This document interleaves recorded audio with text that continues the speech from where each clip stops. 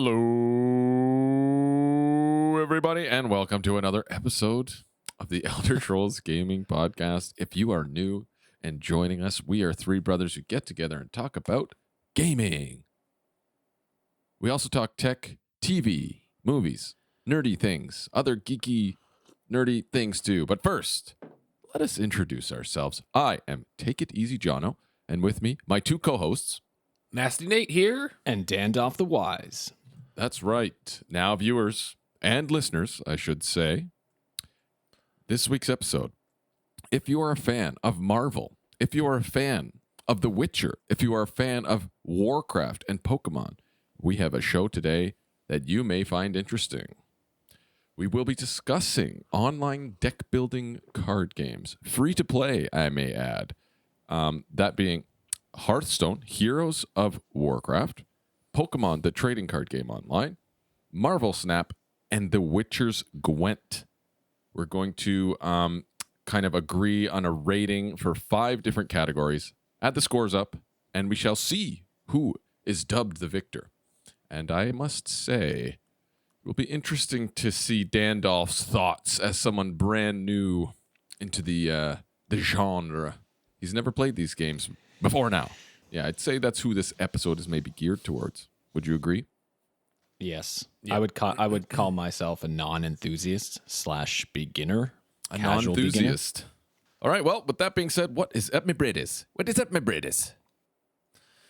Chilling? Well, everyone, I just want to say tomorrow is Chinese New Year, so Happy New Year to everyone who's celebrating that. I will be celebrating tomorrow, and you know what comes with that, guys?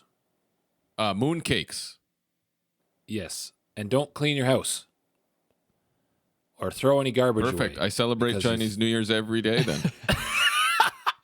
And for the really big diehards, don't shower for a week. Perfect. Great. Eh? Really? I couldn't do that. So- Nope, Just I'm out. ripen yourself for a week. I'm out. So the thing about that is it's like if you clean your house, you're cleaning all the luck away from that year, right? So this year, I need a little bit more luck, so I'm going to be a lot more vigilant I'll on say. not cleaning. Not cleaning. Lucky. So I was playing with the dogs in the backyard. And while I play with the dogs, I don't put Finn on a leash. I can watch him and I can see him, right? And then I'm like, oh shit, it's snowing. And there's probably like a foot of snow on the driveway. I should go clean that up real quick. So usually I can get the driveway done in about 5 minutes. And then I'm back to playing with the dogs in the backyard. So I go up front and I'm shoveling the snow. I'm like, holy fuck, this is more than I thought. And there's like this little thin layer of ice that keeps getting my shovel stuck. And it brings me down to like maybe 10 minutes that. I'm cleaning the driveway for. So I'm almost done. No, I was actually finished. I'm finished the driveway and I'm putting the shovels away. And then I see these little yippy dogs coming down the street. I'm like, oh shit, I better go make sure that Finn hasn't escaped the backyard. While I'm walking up the driveway, I hear the dogs barking behind me. Okay? Because I was heading towards the backyard to make sure Finn was still in the backyard. And then I hear them barking. And then the guy's like, oh, hello, doggy. I'm like, what? And I turn around and fucking Finn is there In the front yard? in front of on the road with these little yippy dogs. And he's like staring them down. I was like, oh, shit. It just So I'm like, Finn. Yeah, he escapes the backyard. And I'm like, Finn, what the fuck? So I go to get Finn. And he's being a good pup. He's like sniffing. He's saying hello. Wow. And then the woman, because she gets nervous, it's always the humans that fuck this up. Yeah.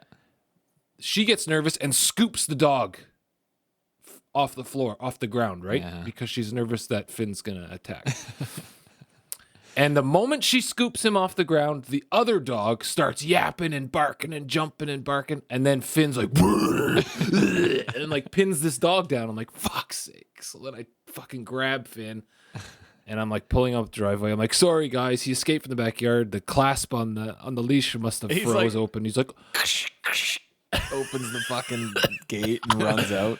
But the guy's like, "Oh no, that's not his problem. The dogs were barking at him." I was like, "Oh fuck!" I thought you were gonna say, killed that. as you're walking up the driveway, you heard like a bullet, like Just right by you. Oh man, See you later. like this white what a blur. sneak! Yeah. Because when I'm walking up the driveway, I can see the house.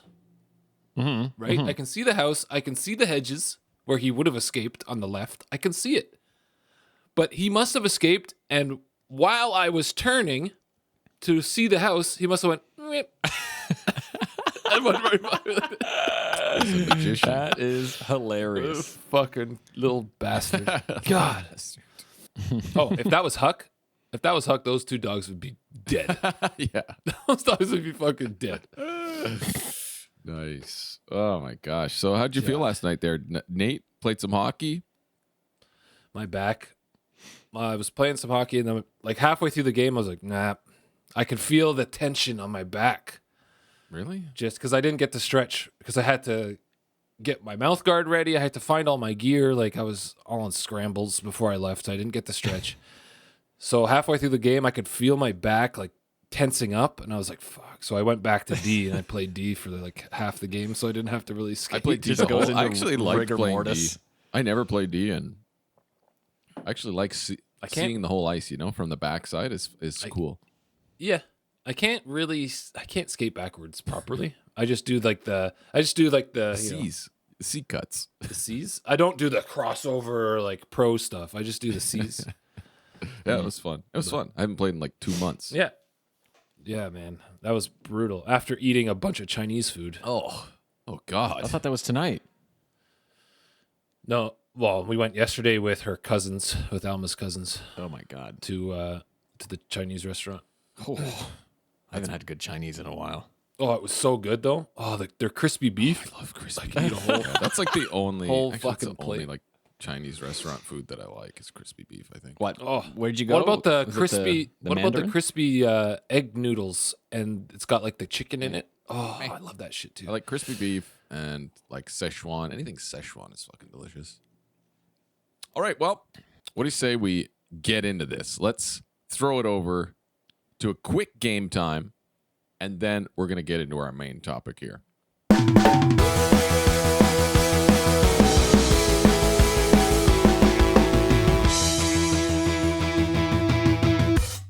All right, so we're going to go over this quick because I don't think, other than our topic games, we've been playing much. But what have you guys been playing lately, Dan? Just card games? It's only been card games, guys. That's all I really have to report, and you're going to hear exciting. about it when we get into today's topic. Okay, what about you, Nasty? I think me and Nasty discovered one game that we both kind of been yeah. just dicking around with. I don't know how did we pop around? I saw it on think- YouTube. I was like, what the fuck is this? Okay. Like some random, Yeah.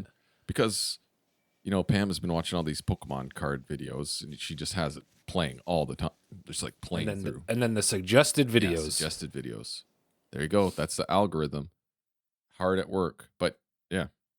Why don't you explain about it? So it's called Poke MMO. We jumped into, and it's a fan-made mod based on the Pokemon Black and White games for DS, right? For DS. And what they did is they made a whole MMO where people can join each other and make parties and groups, and like there's a whole community about it based on the Pokemon Black and White game. Is it also not based on like other games? There's 5 ROMs you need. So they use the base ROM for Pokemon Black and White for the actual game. That's the ROM that you have to have installed to run it. Then there's optional ROMs that you can add onto it that'll add cosmetics and items and stuff to the game, which are Pokemon Heart and Gold, Heart, Gold, Soul Silver. Emerald, Soul Silver. So you add these other ROMs on, and it gives you like certain things for that game. So to get your Pokemon to follow you around, you need to add Heart Gold. Oh, okay. That's okay. Yeah. And it adds that kind of feature to the Cool. game. It's just that kind of stuff. Like you can play with everyone else with just the one ROM with the black and white, but it's just like little things that you can add on. Oh, I guess with I the didn't optional add any of the ROMs. optional stuff. I'll have to do that. I do have all the ROMs though. Yeah, but that game, it's pretty cool. The graphics they're pretty sweet, and I have it running on my phone with my phone controller. So it's exactly like having like a little pocket MMO in my hand. Yeah, it's cool pretty because sweet. you can It's fucking choose hard, your starting. but It's sweet. hard, yeah. You can choose your starting area though, which is also cool. It's not just like you can choose the Kanto region, which is like the original starting area. Yeah, that's or what I I did. think there's 4 different starting areas, and I guess the game is like made up of all these different areas, so you can actually complete the Pokedex from all of them, I guess, right? Yeah. And do all of the stuff while keeping all your Pokemon, which is crazy. So I don't know how that works. Like there might be like what if you have like a level 100 fucking Pokemon from like the first area, and you go to the next area, you just blast through everything with that? Like is there like a reset or something? I wonder like how that works. I don't know. I haven't gotten that far yet. It might scale. They may have scaled it. Or maybe you can't use those Pokemon in that area. I don't know. That'd be interesting. But I don't remember it being this hard. Like I've got no money. Yeah. I can't buy any Pokeballs to catch any fucking Pokemon, so I'm looking for trainers to battle, and I've only found like 2. Usually they're on like the routes. running after you and bothering you every 2 seconds, right? Yeah. But I only found 2.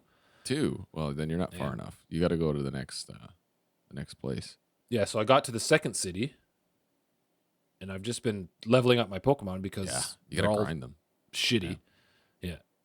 But yeah, that's what I've been doing. And a little bit more of Monster Hunter Stories 2, which is I'm at around 20 hours. I think I'm about halfway through.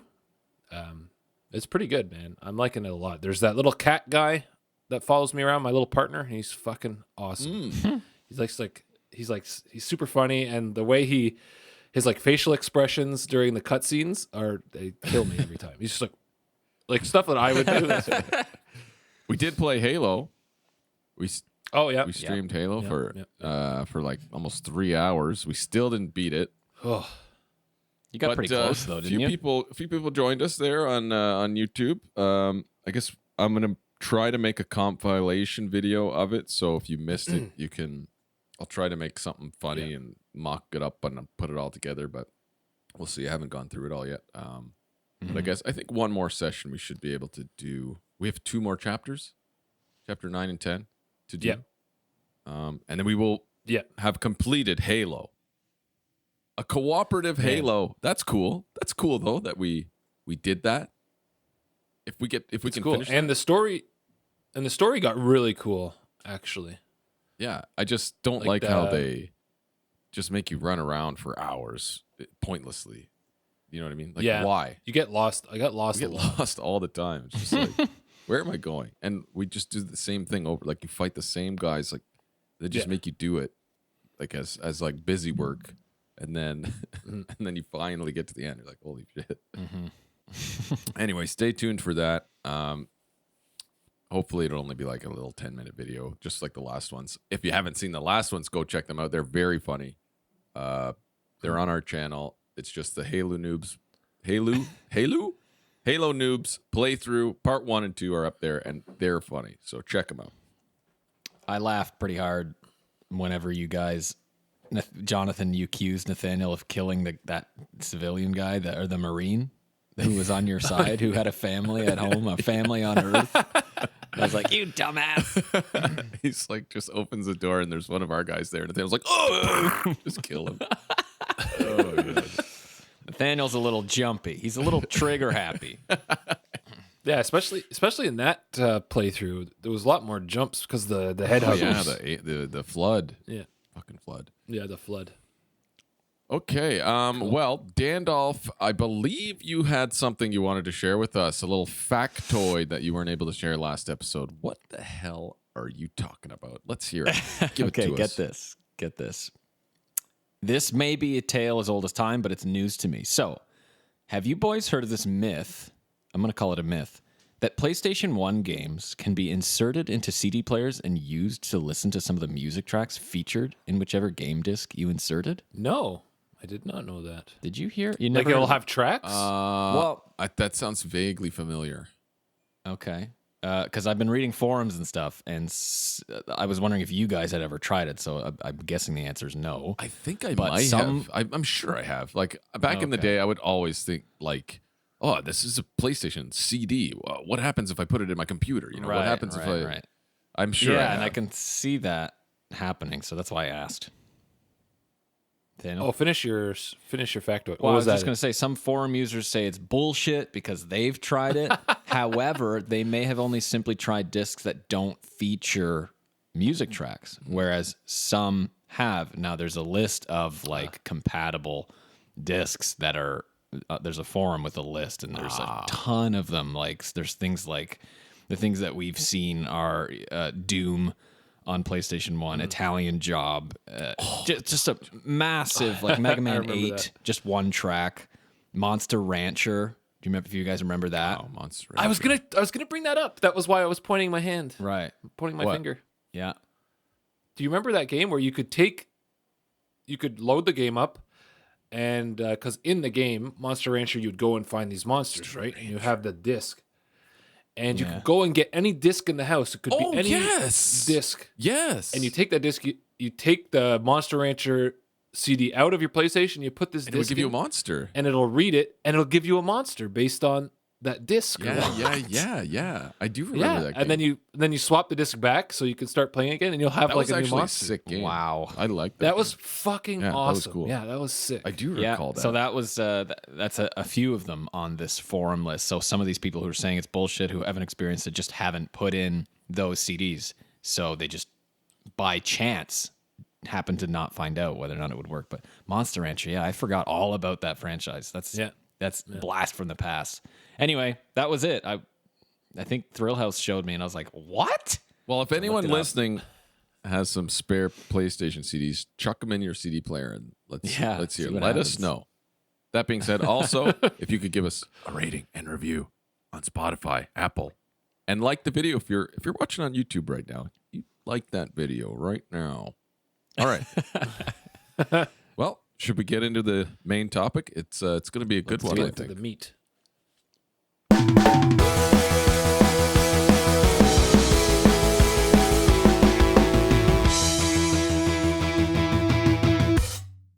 All right. Let me wet my whistle before I start this one. It's going to be a lot of talking.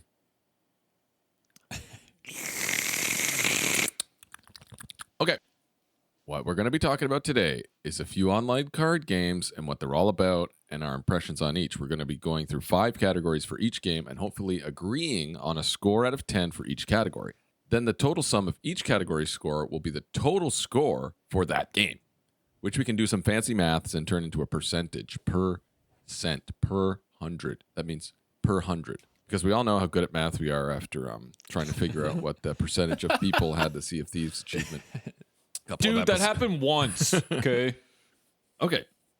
The games we are talking about will be Blizzard's Hearthstone, Heroes of Warcraft, Gwent from The Witcher, Pokemon's Pokemon trading card game online, and Marvel Snap, recently released in the last couple months there. So let's get into it. What do we start with first? What do you want to start with first here? Marvel Snap. Okay. Let's talk about Let me scroll down. Marble Snap. Okay, Marvel Snap is a free-to-play online player versus player deck building card game from 2022. It is by Newverse Second Dinner Studios. Never heard of them. But it includes cards of all of your favorite Marvel superheroes and supervillains, and it is available on Steam and mobile platforms. This is also brought to you by the previous game designer of Hearthstone, Ben Boyd. Ben Oh, Brode. interesting. Ben No. Brode. Ben Brode. Cool. He does work he, for them. He was on the original team of Hearthstone, and then he quit Blizzard and started this one. All right. Well, the gameplay. Let's start with the gameplay. Marvel Snap uses a play area that has 3 locations that you play heroes or villains from your hand. Heroes or villains from the Marvel comic book universe of various power levels, and the player with the most combined power on 2 out of 3 of the locations at the end of the game, which is turn 6, will win. The cards have various abilities that can change the power levels in dramatic fashion, so it can be difficult to guess what's going to happen. You can build your own decks or choose from a couple of pre-built decks. The match time, what would you guys say about the match time? Very fast games. Very fast. Oh, Yeah. I loved it. It's only a total 6 turns, right? Sometimes 7. Yep, If there's a and card sometimes.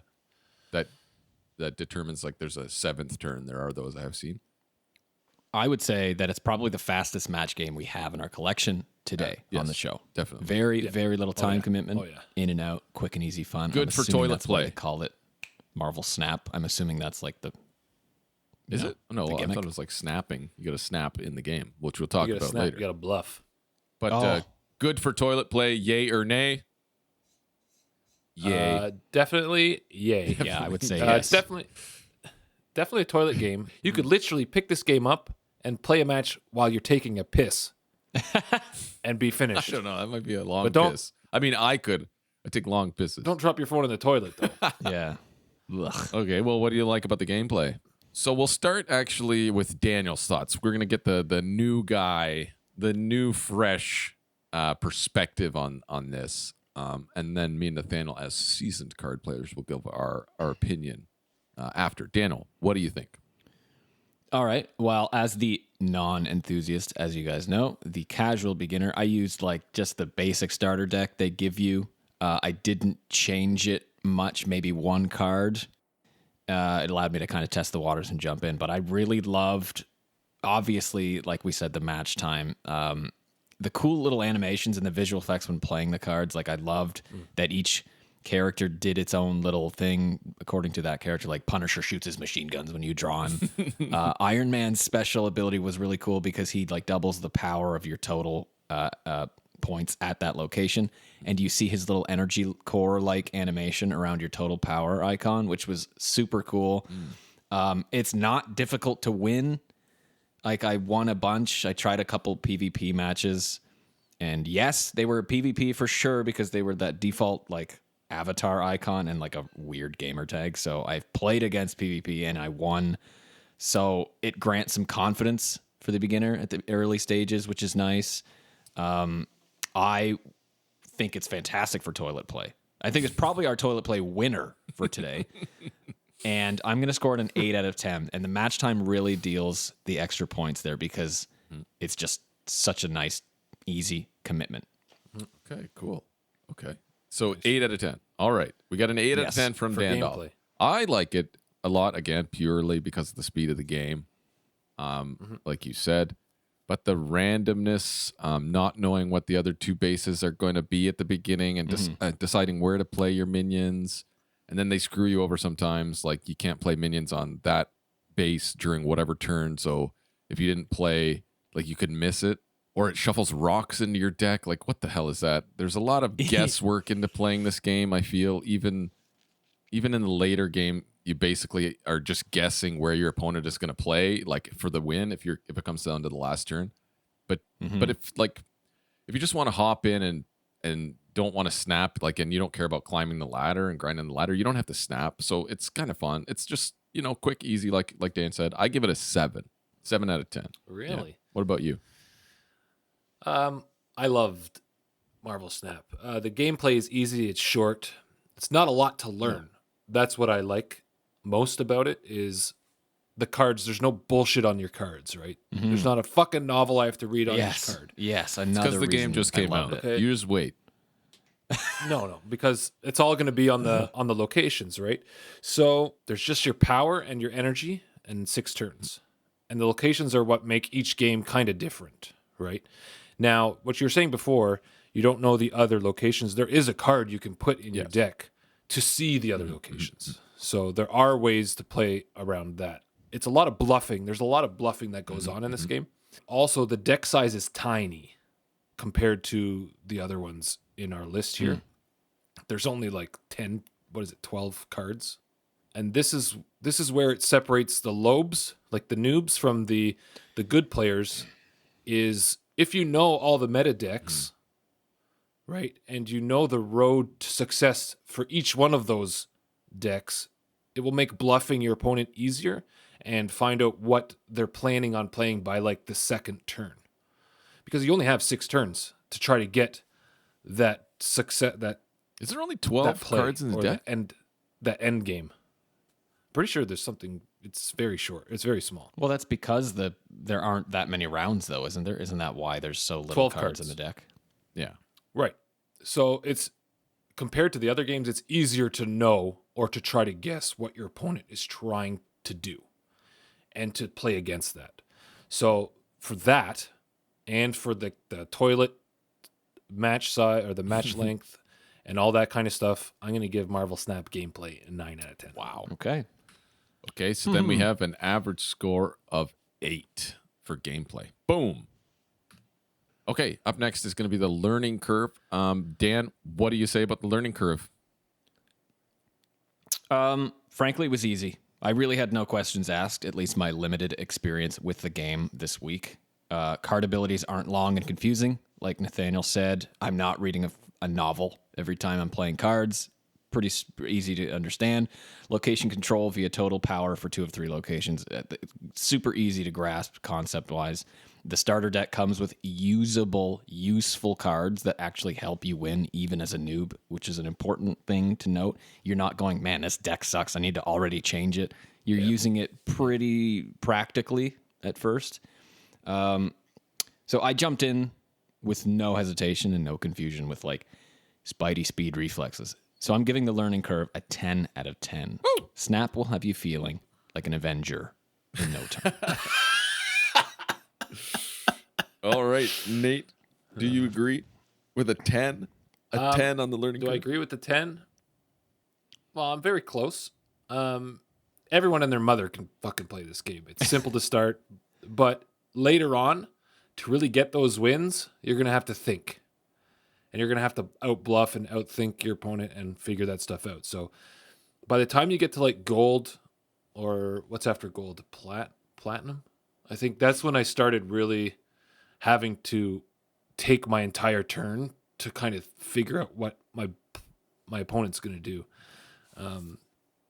So it gets a little bit harder then. I played in the beta, so I played before it hit the Google Play Store.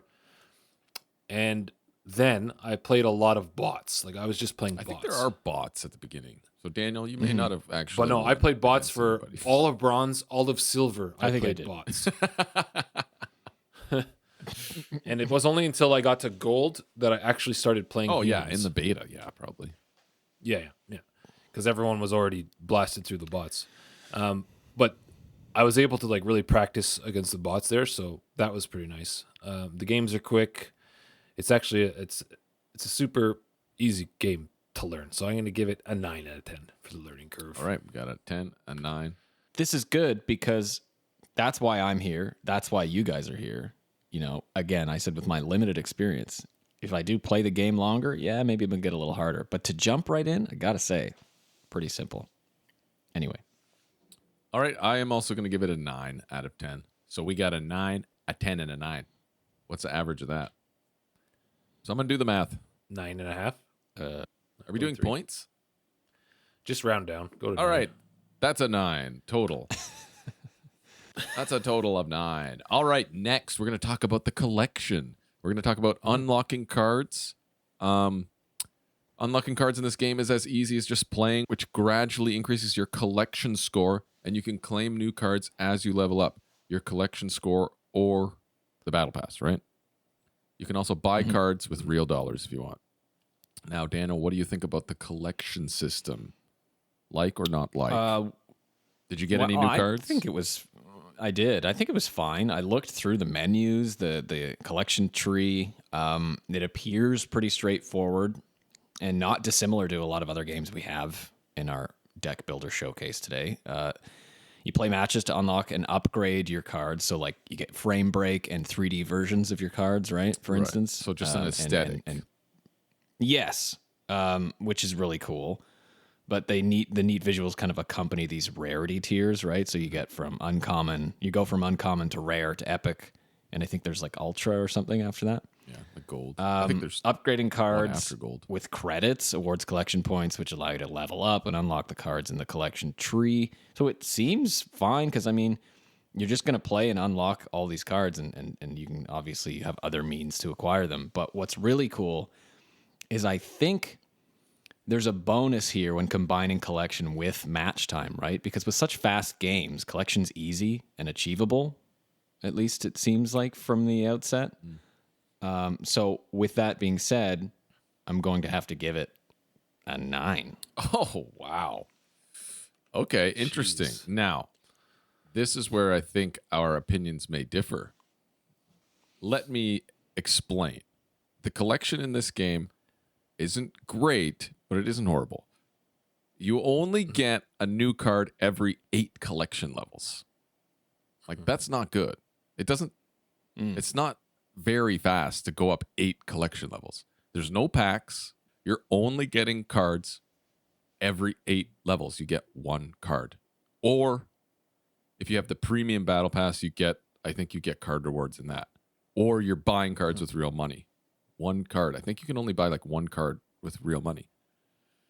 So I played a lot of this game, and I don't have that many cards. You know what I mean? So I'm only giving this a 6 out of 10 for a collection. What about Maybe you? I'm confused because like when you start off, you get like bonus stuff. Maybe that's what threw me. Yeah. It's just like It definitely slows down. It's But that's the point, right? That's by design. yeah, but just Right. not ripping packs. You can't rip packs. Give me some fucking packs. Exactly. Yeah. Let me talk about this. It is the one game that doesn't seem to be after your wallet too much, you know? It gets you hooked with the easy learning and the fun gameplay, which makes you want to keep grinding those collection levels.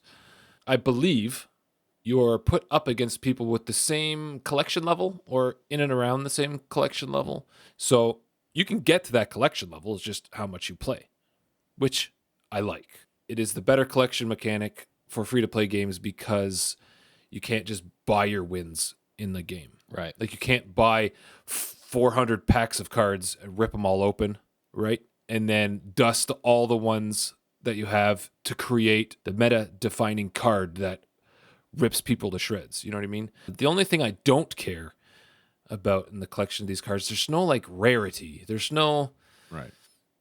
does that make sense? Like I'm not opening cards and getting a ridiculously OP legendary card that stomps everyone. So it kind of takes the So- fun out of collecting.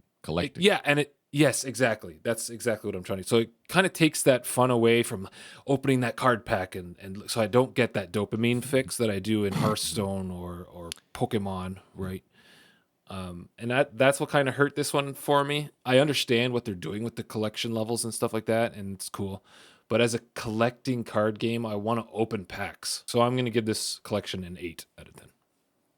All right, we got a 9, we got an 8, and we got a 6. That's a total for 8 on the collection for Marvel Snap. Next, we're going to move on to the artwork. Dandolph the Wise, what do you think about the artwork? This is funny because unfortunately for Snap, I got to say so far, the hours that I have is a couple hours playing. It's nothing I haven't seen before in terms of artwork, the graphic novel style superheroes. It's nothing to write Aunt May about. I mean, we've seen them a lot before, that style. The poses are pretty on point, though. Marvel always has really cool poses, so I'm giving it bonus points for that. I'm going to have to score Marvel Snap a 7 out of 10 for artwork. Okay. And Nate, what do you think? I liked it a lot. The artwork on these cards and the cosmetic upgrades you get and the tilting of your phone, it really brings that in. So I'm always like, like tilting my phone and shit. Oh, that's like, cool. That is really cool. An important thing to note here is I'm also playing on PC for every one of these games. That's a Dandoff disclaimer. I'm playing on PC for every one of these games, so I may not have the mobile component. That's cool, though. Every card is wonderfully done. They all have different versions, like the pixel art or the cartoony art. And all that kind of stuff. And if you can get a full collection, or like say you're playing a deck of 12 cards and you get all the cards in like the pixel art, that's fucking sick.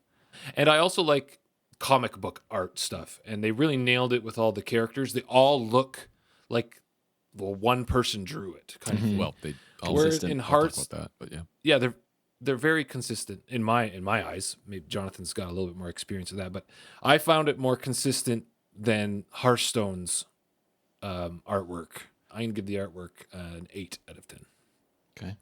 Yes. Well, the artwork is great in my opinion. It's comic book art. I love comic book art. Like Daniel said, the action shot, like the poses are good, but there's no like cameos by other characters in a card. You know what? It's just that one person Yeah. all the time.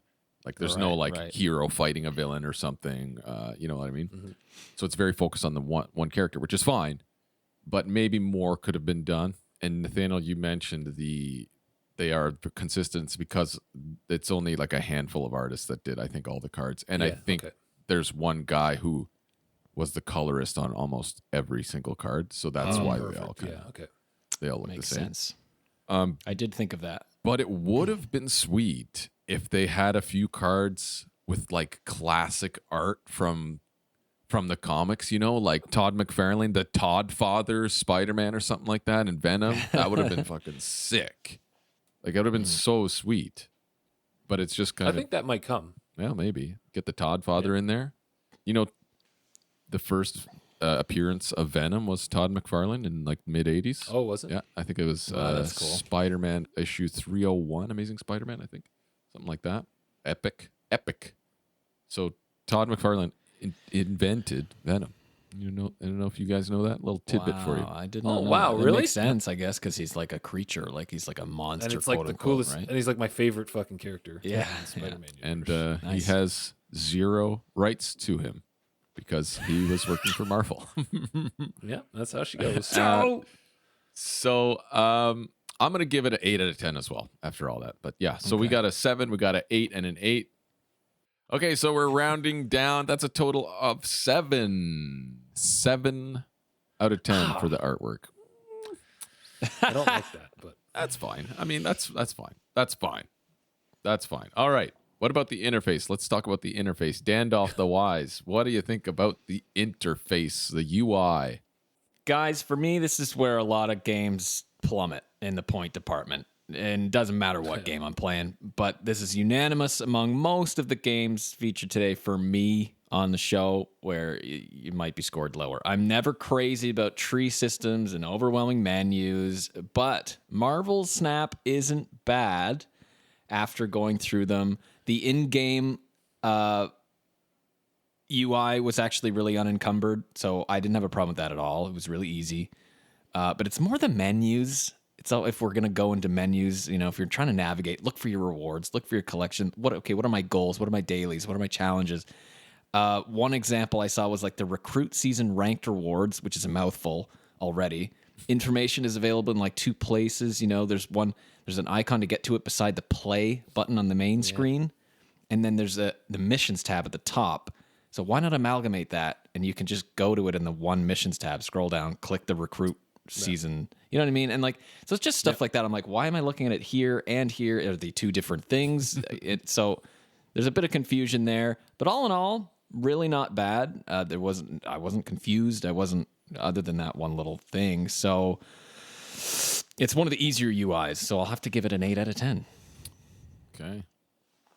Nasty, what do you say? oh, this interface fucking sucks. I'm sorry. It fucking sucks.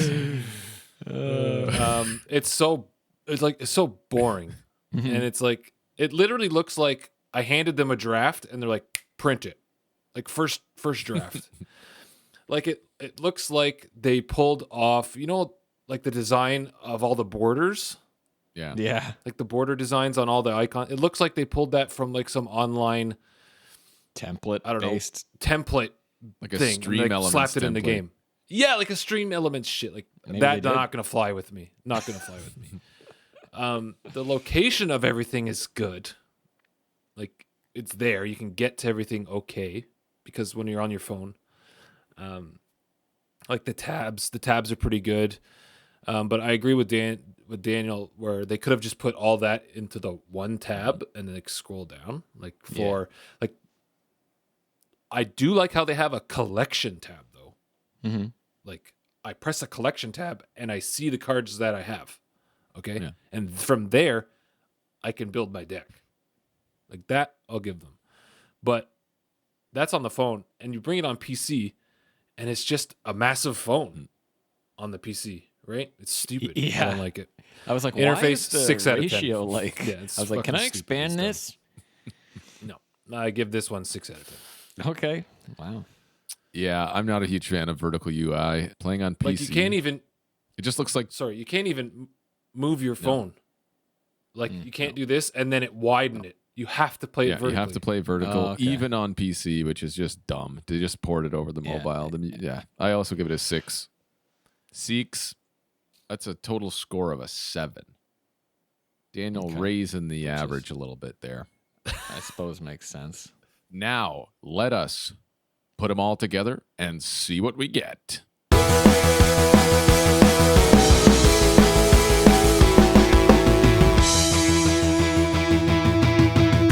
And there we have it. So our total score for Marvel Snap, we have the Elder Trolls.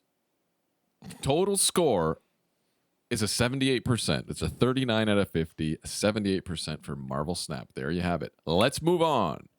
Next, we're going to talk about Pokemon, the trading card game online. Pokemon trading card game online is a free-to-play, player versus player, or player versus AI deck building card game developed by Direwolf Digital and published by the Pokemon Company.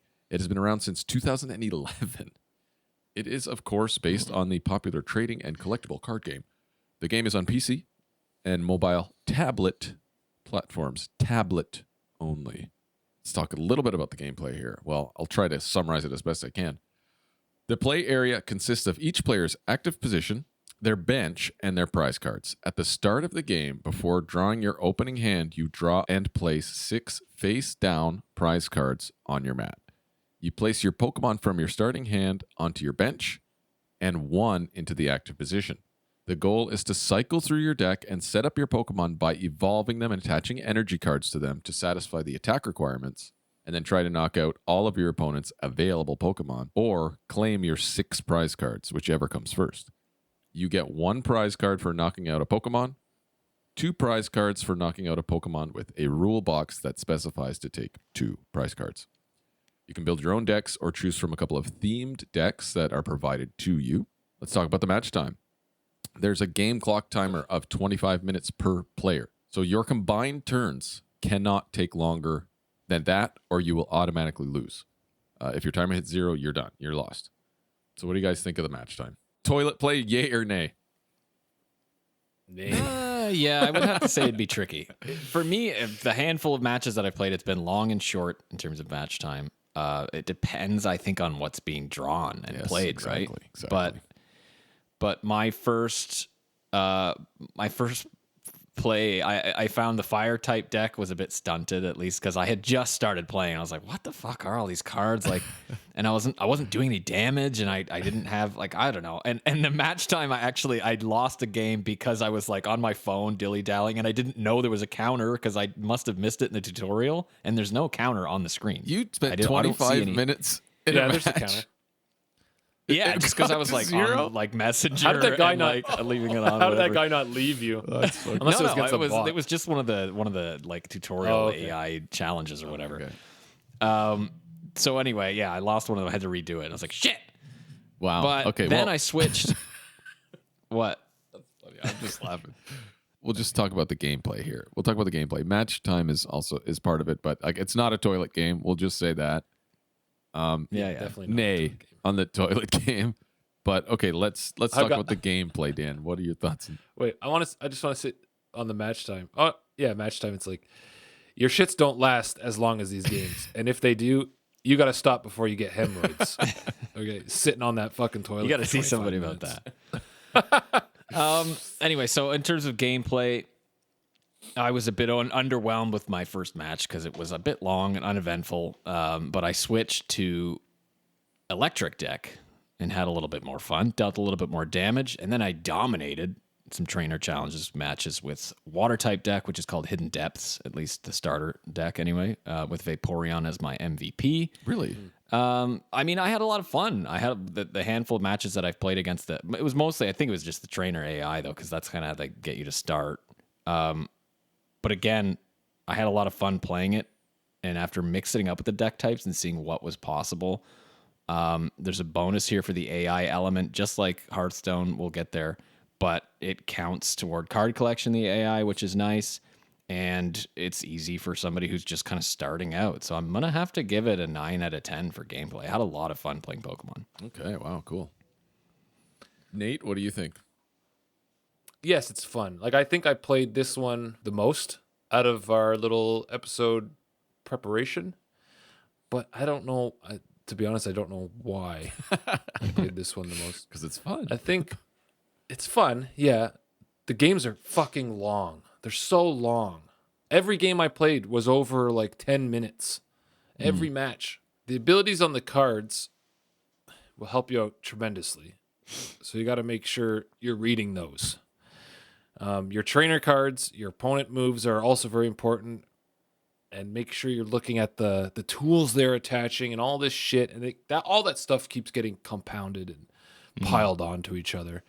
And I was just like, and that's when it started to lose its fun for me. And by the time, like, I had a couple of Pokemon on my bench, I was like, oh my God. All that kind of stuff. Yeah, it's fun. The game match is too long. I found there's too much stuff going on. I'd give this one a 6 out of 10. Oh, wow. Wow, a 6 out of 10. Well, I don't know. That's kind of weird. Maybe it's because you were playing ranked. Maybe, yeah. Ranked in the beta version. So you're getting a bit sweaty. You're getting a bit sweaty matches there. But I really like the Pokemon game because it does feel like you're playing like at a basic level. You're playing the video game. You know, you got your bench. You throw out your active Pokemon out there into battle. You got weaknesses, type matching. There's a good amount of strategy in the game. Saving your switches and your bosses. I don't know if the theme decks have that, but there's a boss that swaps your opponent's active Pokemon with one on their bench, so you can choose which one they swap to, so you can pound it and kill it. So you got to choose when to use those, when to save them. One-shotting Pokemon feels good, just as good as in the video games. Super effective, or whatever. You pound someone one shot and kill it. I like that. The different card abilities set up your bench. It's all about setting up your bench. And a lot of the abilities are just cycling through your deck, finding cards you need and putting them into play. Yeah. That's what is important on a Pokemon card. So all of the meta decks have these Pokemon that are in there specifically, not even to attack and use. You use these Pokemon on your bench to set up your play. That's the only point of them. They don't go into the active slot ever. Until you're ready. No, never. Their sole purpose is to set up and cycle through your deck. You don't put them in the active slot to use. Well, if I've got my Pokemon that I've been digging for, do you put him on your bench, get him set up, and then put him out to active? Yeah. There are Pokemon that are like you put in play to kind of like decoy and kind of Yeah. The shitty guys. Yeah, but there are specific other ones that you have on your bench only to use their ability to draw cards or whatever. Okay. Yeah. Like you would never put them into active unless you absolutely needed to. I'm going to give it an 8 out of 10. So we got 9, 8, 6. So that's rounded up to an 8. We got an 8 for gameplay. All right, let's move on to the learning curve. Gandalf, what was the learning curve like? I didn't have a lot of trouble.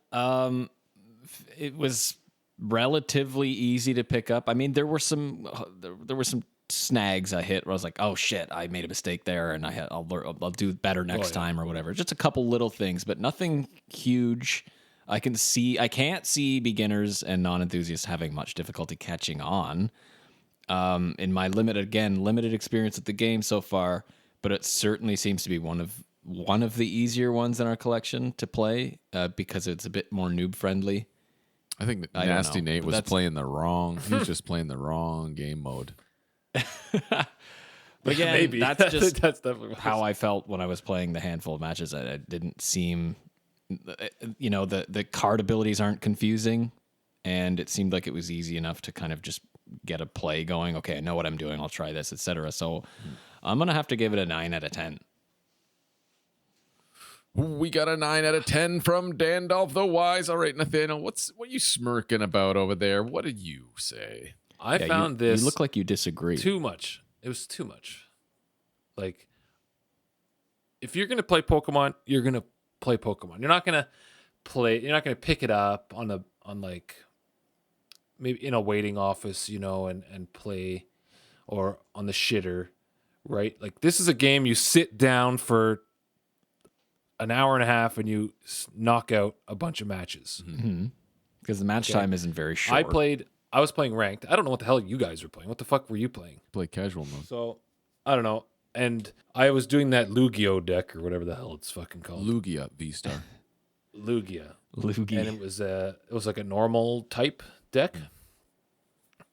And I didn't go through any tutorial for this deck, so I didn't know what the fuck I was doing. Because you're playing the freaking wrong game, dude. I go through this, and there's so much text on the fucking things, and I had the abilities and all this stuff, and to really understand the game, I had to like go through like 5 matches to like understand the deck I was playing. Okay, and that's just a no. That's just a no. It's not gonna happen. There's no like global ability like Battle Cry or I don't know, Death Rattle, like we'll get into on Hearthstone. So every card that you're trying to play doesn't have something that you can just be like, oh, I know this from another deck I played, or I know this from like another card I played, right? They're all pretty different on the Pokemon cards. So my learning curve on this one was 6 out of 10. All right, well, let's explain this. Nathaniel was playing the beta version, which is a whole different game. There is no It's not that tutorial. different. There's no tutorial in this version. There's nothing because they expect you already know how to play if you're downloading the beta version for the new version. So it's different. You're playing ranked, which is not a thing in the other. There's no ranked mode in the other. It's just a casual ladder. You just play. There's So everything is harder for Nasty Nate for this particular game. Why aren't you just playing than it theme? was for You should me. just be playing theme. Easy. That's what I thought I am. No, Lugia is not a theme deck. It's like a deck that Oh, they you mean give like you. a- It's a full deck that they give you, but it's not a theme deck like the fire decks. Once I learned it, it was fucking sweet, and I won like a bunch in a row. Okay. Once I figured it out. Okay. But you're using more advanced deck. Let's just say that. I didn't think the learning curve was bad. I mean, for this game, the tutorial is really good if you're starting out in the normal version like Dan did. Just about reading the cards, what they do, knowing how much of each type of card you're allowed to play in one turn, I think is a big thing. Like, you might be in a place when you're starting out, you're like, oh, what? I can't do that. Like, you can't evolve a Pokemon on the same turn it was played. You can only attach 1 energy per turn, unless it's from a support card, or a card that attaches energy. That's a lot. Well, it's also important to note for beginners and people who don't know Pokemon a lot that if your Pokemon requires electric energy and like if it says electric energy and normal energy, you can still attach 2 electric energies and it'll work. The move will work. Yeah, But if normal it needs, energy like, just 2 means electric, any energy. It's like right. So just something to keep in mind whenever you're building your energies for making a particular move.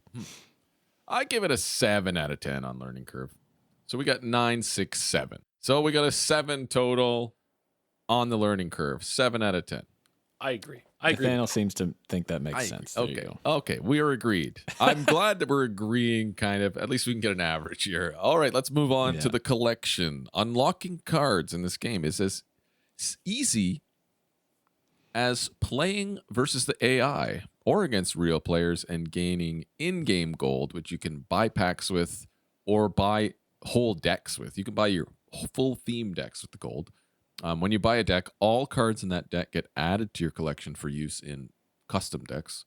You can also use code cards found in the real game or in the real life packs. So Totally cool. Yep. your code That's card. right. Code That's card right. for anybody. There you For go. those just listening, Jonathan's holding up a code card that he got from an actual physical it. pack There that you go. you can redeem. In the Celebrations, trading card game Big online. Tin, Dark Sylveon V. There you go. So if anyone wants to use that, I'll throw that away so I don't use it. Boom. So you can get that in the game. Dandolph, What do you say about the collection system? Oh man, I'm kind of geeking out over this one because this felt appropriate to categorize here. But the Pokemon TCGO may even look and feel the most tactile out of all our games here. So let me talk about why. It's as if I was kind of playing like on a real board with real cards. It was a very tangible experience for a card game, video game, which is great for people who want to feel the novelty as though they're collecting and playing with their own personal like real decks. Some examples are like the satisfying amount of card shuffling animations and stuff, and like just the sound of the cards. The sound design is another one. Yeah, I love that. And stripping open the packs with your mouse cursor on PC specifically, right? Yeah. That's so cool because it's like, oh man, I have a pack in my hand, and the way the packs look and the way the deck boxes look, they use the real artwork from the real physical thing. So that's a lot of bonus points there, man. Especially. Because of its tactile feeling, the fact that you can add to your online connection with those cards by buying physical packs, those codes, I should say. Sorry, that's super cool, and that's like a more unique reward system than I think a lot of the other games in our showcase have. So playing both against AI and PvP to get cards for your collection is both accessible and straightforward. So I got to say, man, that's a 9 out of 10 for me. Woo, woo. All right, 9 out of 10. From the noob. Nasty. Yeah. What say ye? I'm pretty much on the same level. Like, just it's a collecting card game. I like to collect my cards. I like to go to the collection tab and see my cards. But the biggest thing is if I'm collecting cards, I want to see a pack and I want to open that pack and I want to get that fix. You know, that's the biggest thing. It's the biggest thing. And this one is really cool. Because just the way they open the pack and it slides out and it's like, yeah, it shows you. And it lets you click on the rares to get those. Yeah. What did I get? Yeah, exactly. And it flips over. I loved that. The whole collection, like the pre-made decks they give you are very good to use. Like the ones they give you to use once you understand how to use them. Yes. Then you're like, holy shit! Like this is my card brain's turning and I'm kicking this guy's ass in the live. I like that. They give a lot of good decks in the beta. Yeah. I also like that they can give you like the card backs, the boxes. Mm-hmm. They give you the box, which is cool. So like whenever you start a match, people can see the box that you're using, and your coin, which you can redeem with real code cards for the boxes for the coins, and the coins too. Oh, I loved it. They gave me a lot of free shit too. That was also nice. But yeah, I'd give this like an 8 out of 10. 8 out of 10 for the collection.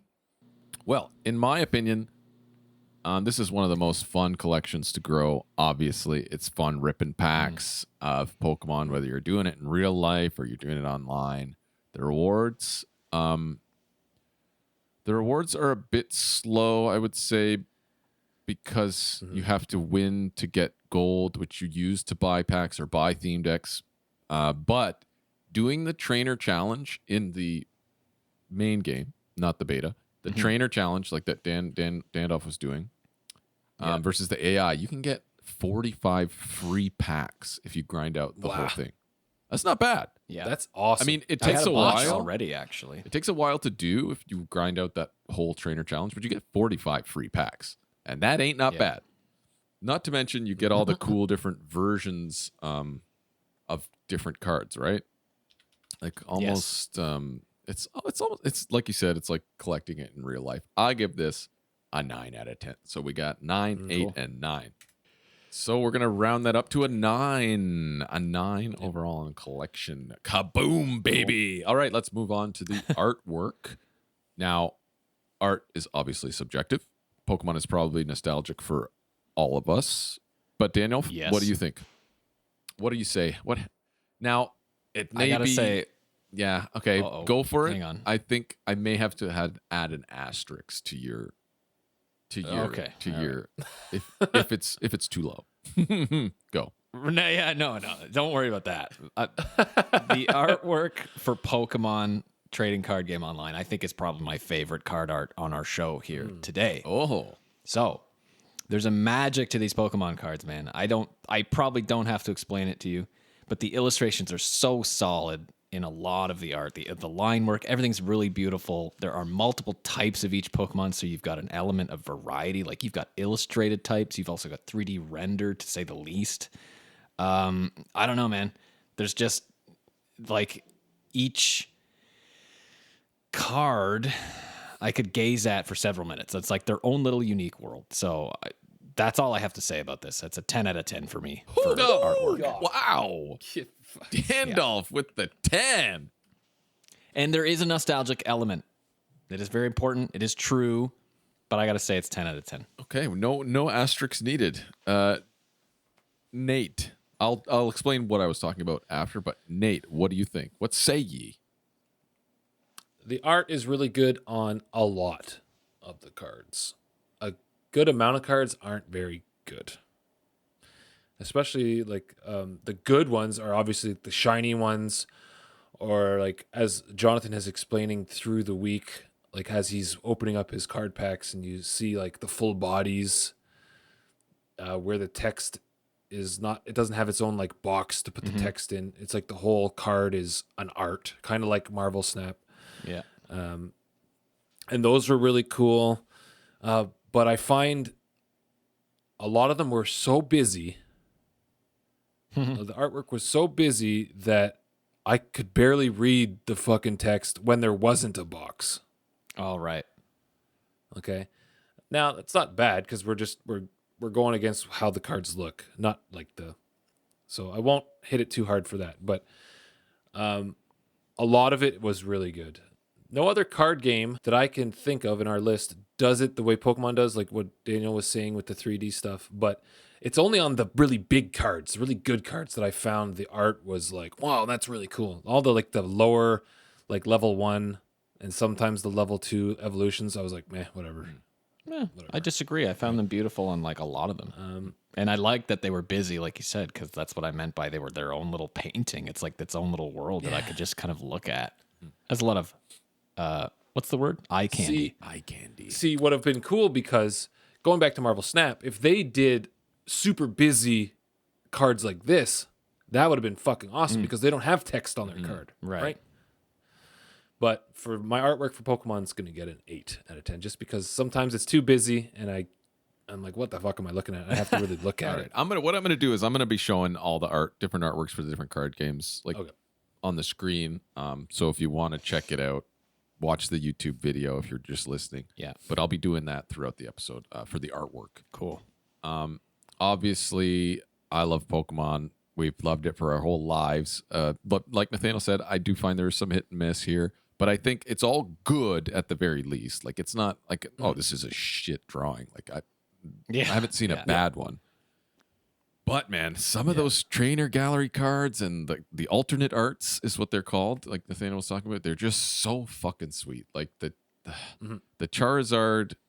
This is what I was saying, Dan. I was going to add an asterisk. Like, you don't have these in your collection, so you may not have seen them. But Not Exactly. yet, Yeah. but like the promo cards, like that came out recently, the Charizard one in the Charizard collection box, they're so sweet.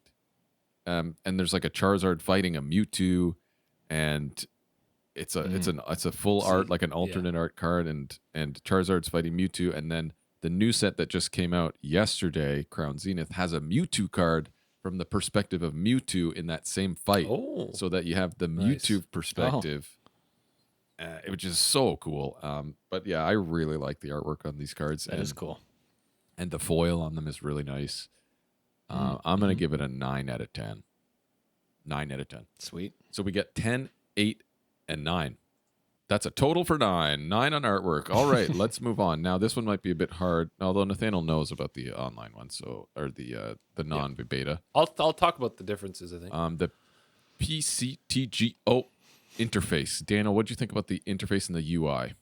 I followed Pokemon's match UI easily, so I had no problem in terms of the in-game UI. Everything was fine. So I mean, like I said, I love that board game view. Everything felt like I was there. So that was really cool because it was interactive like that. Its menu UI, it struck me as functional. Not much confusion, which is good, but not much in the way of special either. So there's no real wow factor. But it works fine for me. I could find everything where I needed it to. I do like the packs, the screens where you can flip. I love the carousel for the cards. That's really cool, though. But I think I'm just going to have to give it a 7 out of 10. All right. Nasty. We're talking about. Are you going to talk about the new version? I'll talk about I guess the differences. But when I was playing the live. Interface is awful on live. The one that the other guys are playing is much better. It's much better.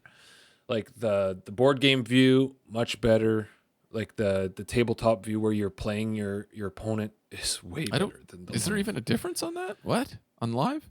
Yeah. I just on Googled my the phone images. there was. I didn't play on desktop. Oh. So from what I can see and remember, the card game online is more like you can see more, and seeing more is always better in my opinion because it's a collection game. You want to see your cards, you want to see the backs, you want to see that kind of stuff. The menus are a lot better in the other one, in the older one. They're easier to click. They're there, and you're just like, I'll go to my places. I'll get my stuff done.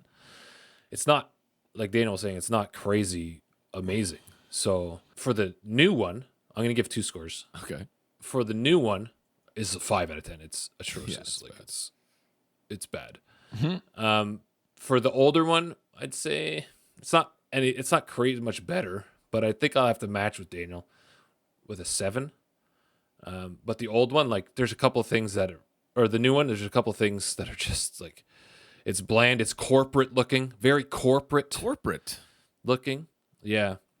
Corpos. It's not easy to get around. No, it's not. The aesthetic feels like you're part of some corporate league, like the NHL, right? And it's like clean. It's like a dentist office. You go in, and it's boring, Sterile. And I don't know if that's maybe the direction they were going because they want it to look like professional and like Modern. You're sitting in front of your opponent in this like futuristic world where you're sitting in like this plastic box and it's all white, and you're just like, So here's you're my talking cards. about the live one right now, right? Yeah. The beta. The Yeah. beta.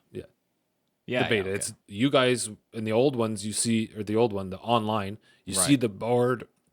It's like more of like a hobbyist, like hangout, like board More game, cartoony. like card game. This one is like, you're in the Pokemon League, and you've come in your suit and tie, and you're gonna play Pokemon Like Larry. versus this guy. Yeah, like Larry. But for the score's sake, I'm gonna give 7 out of 10 for the old one. The new one, 5 out of 10. It's terrible. It's bad. Yes. Okay. My thoughts is it's decent, nothing special. Very cartoony. It's almost like Fisher Pricey though. You know what I mean? It's like it's like fucking Crayola crayon kids. colors and shit. Yeah. It's like it's Which I guess kids. makes sense. It's easy to navigate though. It's easy to search through your collection in the old one. It is not in the beta. Like the beta doesn't even have a collection tab. Yeah. You can't even look at terrible. your fucking collection. You have to go and edit. You have to click edit deck to look Yes. through Oh my what cards God, you have. It's so dumb. You can't just click on collection and look at your cards. It's not it. That's not it, Pokemon. No. In the old version, that's good. You can look at your collection. You can scroll through. You can sort. Sorting is easy. I'll give it a 7 out of 10. Let's all agree. Is that our first agree? 7 out of 10? Yeah, I think so. Across the board. Yes. I did give it a 7. That's right. Nice. Okay, well, that's all the scores, guys. We're going to tally them up here. We got 8, 7, 9, 9, 7.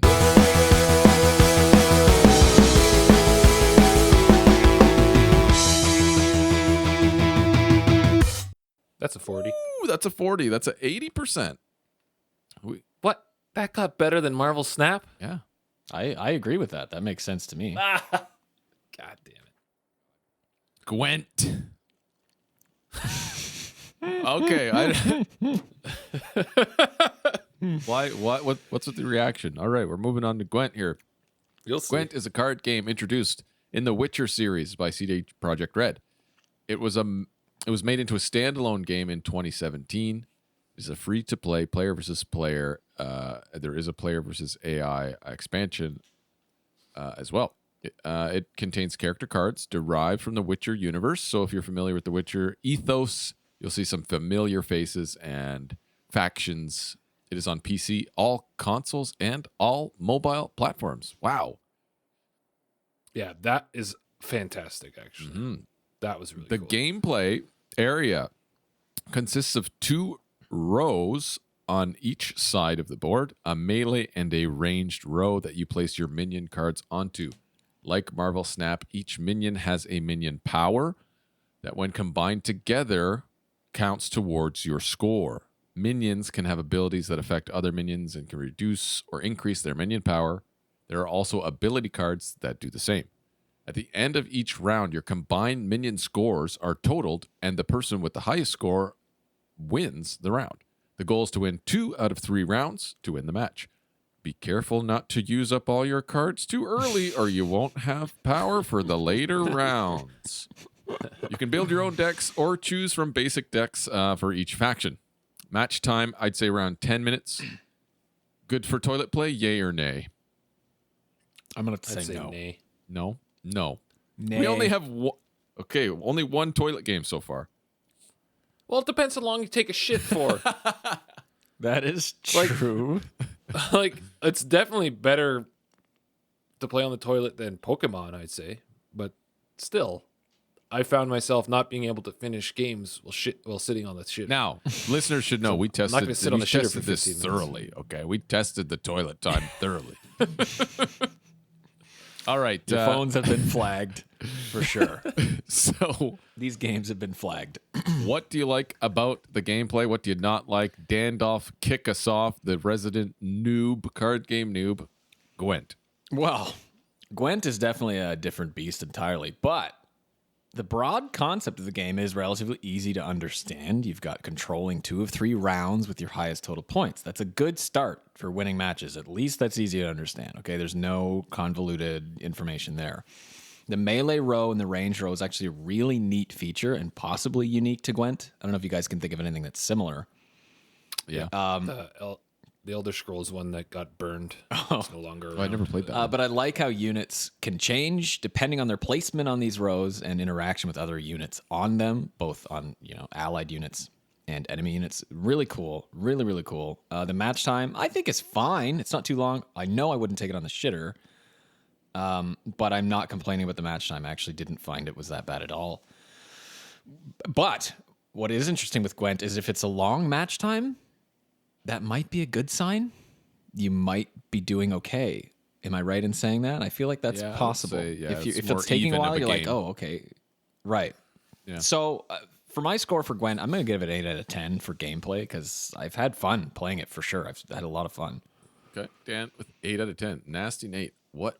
Your rebuttal? Yeah, look at his face. Those of you just watching, he's constantly got I wincing don't on like his this one. I don't like You Gwent. don't like Gwent? Okay. What I do like is the effects. Like I like that whole ice. You can ice the rows Frost, yeah. and then push and pull minions into those rows to like buff or debuff them depending on your faction. Right. The weather effects, the rain, the sunshine, clear the weather, all that kind of stuff. That's cool. I like that. What I didn't end up liking was, for most of my matches, it was just a card dump. Yeah. Like you play your first round, and you're like, okay, you either think I'm definitely not going to win this round, I'll pass to save my cards, right? And the next 2 rounds, you're just fucking dumping your cards until someone gives up. Yeah, and then you do it again. Like that's how I found that I was really playing the game. So I wasn't really into it. Because there's no. There is a penalty to make cards, though. You have provisions. I forgot about that. And then like I found the abilities and the card text to really learn the cards was kind of annoying.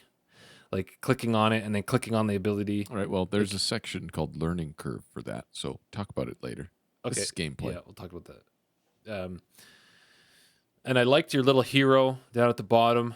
I still didn't really figure out the best way to use him. But he was pretty cool, I guess. But like, I don't know. It didn't really pull me like Pokemon pulled me or Snap pulled me. So I'm gonna give this one pretty low. I'm going with 5. Oh, 5 out of 10 for Okay. gameplay. Like I was not into it. I was not into it. Wow. Okay. Well, I think it's pretty fun. I mean, I had some fun trying to make a deck with the Skellig for Skellig. It was based on like damaging your opponent's cards and then having something special happen if you have an opponent with X amount of damaged minions. Called Bloodthirst is what it was called. Anyway, I just don't know all the cards, and like, Yeah. to me, I got my ass handed to me a couple times just because I didn't know what the fuck was happening. But I do like the strategy for saving your power for when you might need it, like your hero, like your what's it called, your hero ability, your leader I power. would say leader. Yeah. 'Cause Leader they power? Use the term leader. Yeah, this just isn't something I could see myself like grinding a ladder or playing for a long period. You know, like Hearthstone, I could play for fucking hours. You know, there's just like this. I'm just like 10 minutes. I'm like, yeah, okay, I lost. But like you said, Yeah, exactly. it's like a card. You just play one card every turn. Just kind of boring. You know what I mean? Mm-hmm. Like there's no combos. The combos are like turn after turn, so you have to combo your turns, not cards. But turns and cards, I guess you could say, which is harder to do. It's not easy. You know what I mean? And where I say like Pokemon, there's a satisfaction that you get for like pounding the shit out of one Pokemon in one shot. Yeah. You know what I mean? Yeah. Killing it. There's no satisfaction in this game because you're just totaling your power. Like Marvel Snap, there was no satisfaction I found doing that. Like in Hearthstone, you can slam your minion into the guy's face. It's satisfying. Yeah. Yes. Right. But this just doesn't have it. I'll give it a 7, a generous 7, let's say. Wow. So Okay. we got a 7. We got a total for Yeah, 7 to for me. gameplay. Now let's move on to the learning curve. Dan Dolph, what do you think about the learning curve? Okay, this is where it gets tough. So while I still had fun, I find the game fun. It's definitely the more difficult of all our featured games on today's list for those beginners listening and, casual players, whatever. There's a lot of information on a lot of cards, a lot of conditions and things like that you're going to be reading, using terminology. You have no idea what the fuck any of it means. So you got to right click for more information on the cards. Yes. What does this condition mean? What does this term mean? Things like that. Yeah, so there's a lot of information on the cards. So pairing appropriately to make the best combinations can take time to read, let alone remember and really internalize and learn. The melee and ranged rows, like I said, are a cool feature, but they can be tricky because you have to pay attention to how they affect your card moves. Otherwise, you could miss out on like opportunities. Like Jonathan and I were playing last night. I was like, "Oh shit! I put it on the wrong row. Now I can't take advantage of that move." So it can I'm affect chirping how him you on you Discord. know, I'm just like, because we're talking to each other while playing, right? So I'm Yeah. like, "Oh, you did that wrong. That was wrong." He's like, shit. Yeah. But I would, like I said, I would categorize Gwent as a card game easier picked up by board game lovers and experienced card players like Jonathan, like Nathaniel. Even though Nathaniel doesn't like it, that's actually interesting. But definitely wouldn't recommend it for beginners and non-enthusiasts. Unless The Witcher is your favorite thing in the world, then go nuts. Yeah. I love the idea of Gwent, but its tendency to be difficult prompts me to give it a 6 out of 10 for learning curve. Yeah. The learning curve is steep. There are a lot of different things, like you said, that the cards do, and I found like this game has changed a lot since like I played Gwent. The initial Gwent in the game, in Witcher 3, was much simpler and much easier to play, and I did enjoy that a little bit more than what it is now. But it's been out for 5 years now, so. Yeah. So it's natural that it's evolved and it's increased, and the power creep. We Yeah. talk about power creep. I talked about it last episode about Hearthstone. It's just power creep. So new people learning, you have to learn all the things that have been added from 2017 to now. So it's a lot. Right. So yeah, I give it a 6 out of 10 as well. So Nasty, what about you? This one's steep for sure. It, like Jonathan was saying before, in the game, The Witcher, they were like, okay, this game is for the Witcher game. Like, you don't want to spend 30 minutes in a match Yeah. while playing The Witcher, right? Yeah. So they had it easier in the game. But it was like that when it was on other platforms. It was as in the easy beginning, as yeah. it was in the game. Then I found it easier. Like it was fun to play because I wasn't reading a novel on each card. There's a lot of reading and a lot of understanding for each faction because each faction has their own kind of like bonus thing. And there's like right? 5 or 6 factions. Yeah. Ugh, God. And it's not like Hearthstone where you can play one class for a while. Say I'm playing Hunter, and you know the battle cries, you know the secrets, you know all that stuff. But when you jump into another class in Hearthstone, you know that stuff. Oh, I know what a battle cry is, right? And you know what it does. You know what a secret does, that kind of shit. In this, there's nothing like that. So when you jump into another faction, it's like you're playing you're learning the whole game again with the cards, and that's a no for me. I found it more overwhelming than Pokemon, which made me not want to play it anymore. So I gave it a 5 out of 10. Oh. 665. Sorry, CD Projekt Red. So that's a 6 for learning curve. That's a total of 6 Makes sense. for learning curve. Total of 6. Makes All right. sense to me. Let's move on to the collection. There is a reward tier for each faction. So you can just choose to play one faction and level them up and get all the rewards for that faction, which includes cards. You can buy cards with you can buy packs of cards, which is nice. You can also craft cards. Dandolph, what do you think? What'd you give it? It seems pretty straightforward because, I mean, those avenues that you mentioned, there's crafting. You can buy them with in-game currency and real currency. You can get barrels of cards, and they have different types of barrels, which is cool. You've got like faction barrels you can get for the Northern Realms, or you can get like a cursed toad barrel, which comes with kind of a random array of stuff, I believe, because I bought some cards from each different types, or barrels from each different types of those categories. So I got various things with them. There's a whole faction tree. I think they call it a reward book. Yeah. If I've got that right. So they've got trees for each faction. I went into the Northern Realms and had a look at what was required, and you've got to play quests. You can accept a quest, and then once you do that quest, you can move on through the tree and unlock more barrels and things like that. So there's a lot of ways to get cards, I feel like. So I think that's fine. Again, I don't know about the frequency, though. How often you get cards versus how much you're playing. That I can't really comment on yet. So I'm left with a score of like 8 out of 10 because I think the amount of ways to get cards was satisfying to me. All right. Nasty, your rebuttal. I feel like I don't like the game, so I'm gonna try to be fair. Wow. Unlock like jumping into the game. I did the tutorial. I played, I don't know, 5-6 matches, I think, and I was like, I can't play any more of this game. So during the 5 and 6 matches, I didn't get much free shit like I did in Pokemon. And I like free shit. I like collecting free shit. I don't like the whole tree collection shit. I don't like that. I just want to see my fucking cards. It's a lot to... Yeah, it's a lot. And the barrels, why a fucking barrel? You don't put cards in a barrel. It's a keg. Like keg of if ale, it's like mead. old school like fantasy old school fantasy RPG, I can understand they don't have a pack of cards, right? But like I don't know, make a little leather pack. Like a box. Like a little Or a tinder box. A little wooden, nice wooden box. Or a cool little leather pouch. You know, Yeah. you pop the leather pouch and you bring your cards out. On a fucking barrel. That was stupid. Yeah, but Shoop likes to smash the barrel. That's what he says. When the guy in the store, he's like, Time to smash. and you like open, and he's like, and he crushes it. He's a monster. What I did like is once you see your cards, right? They present you with the cards, and then you can select out of the 3. Yes. Oh, that's right. cool. That was cool. That was cool. I liked that. I didn't dive super deep into it. So whenever you're getting collections for, say, the monster deck, right?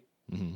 To get more cards for the monster deck, you would want to choose the monster card out of the 3, right? Because they give you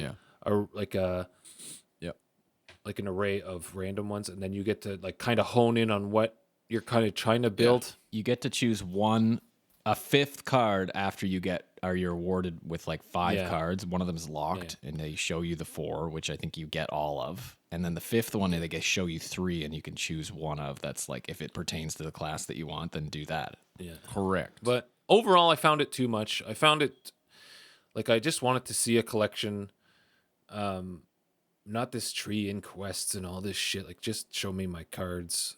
I couldn't even bother to figure out how to do that. So I'm gonna give this like a 4 out of 10. What? For collection? Man, this is just sad. I hated this game. I mean, I don't know how you hate it so much. It's similar, like other than like the trees and all the extra stuff, like the collection aspect is similar to Hearthstone. You get rewards in the pass. You get rewards talk on your about that. journed. You can craft cards. You can buy packs.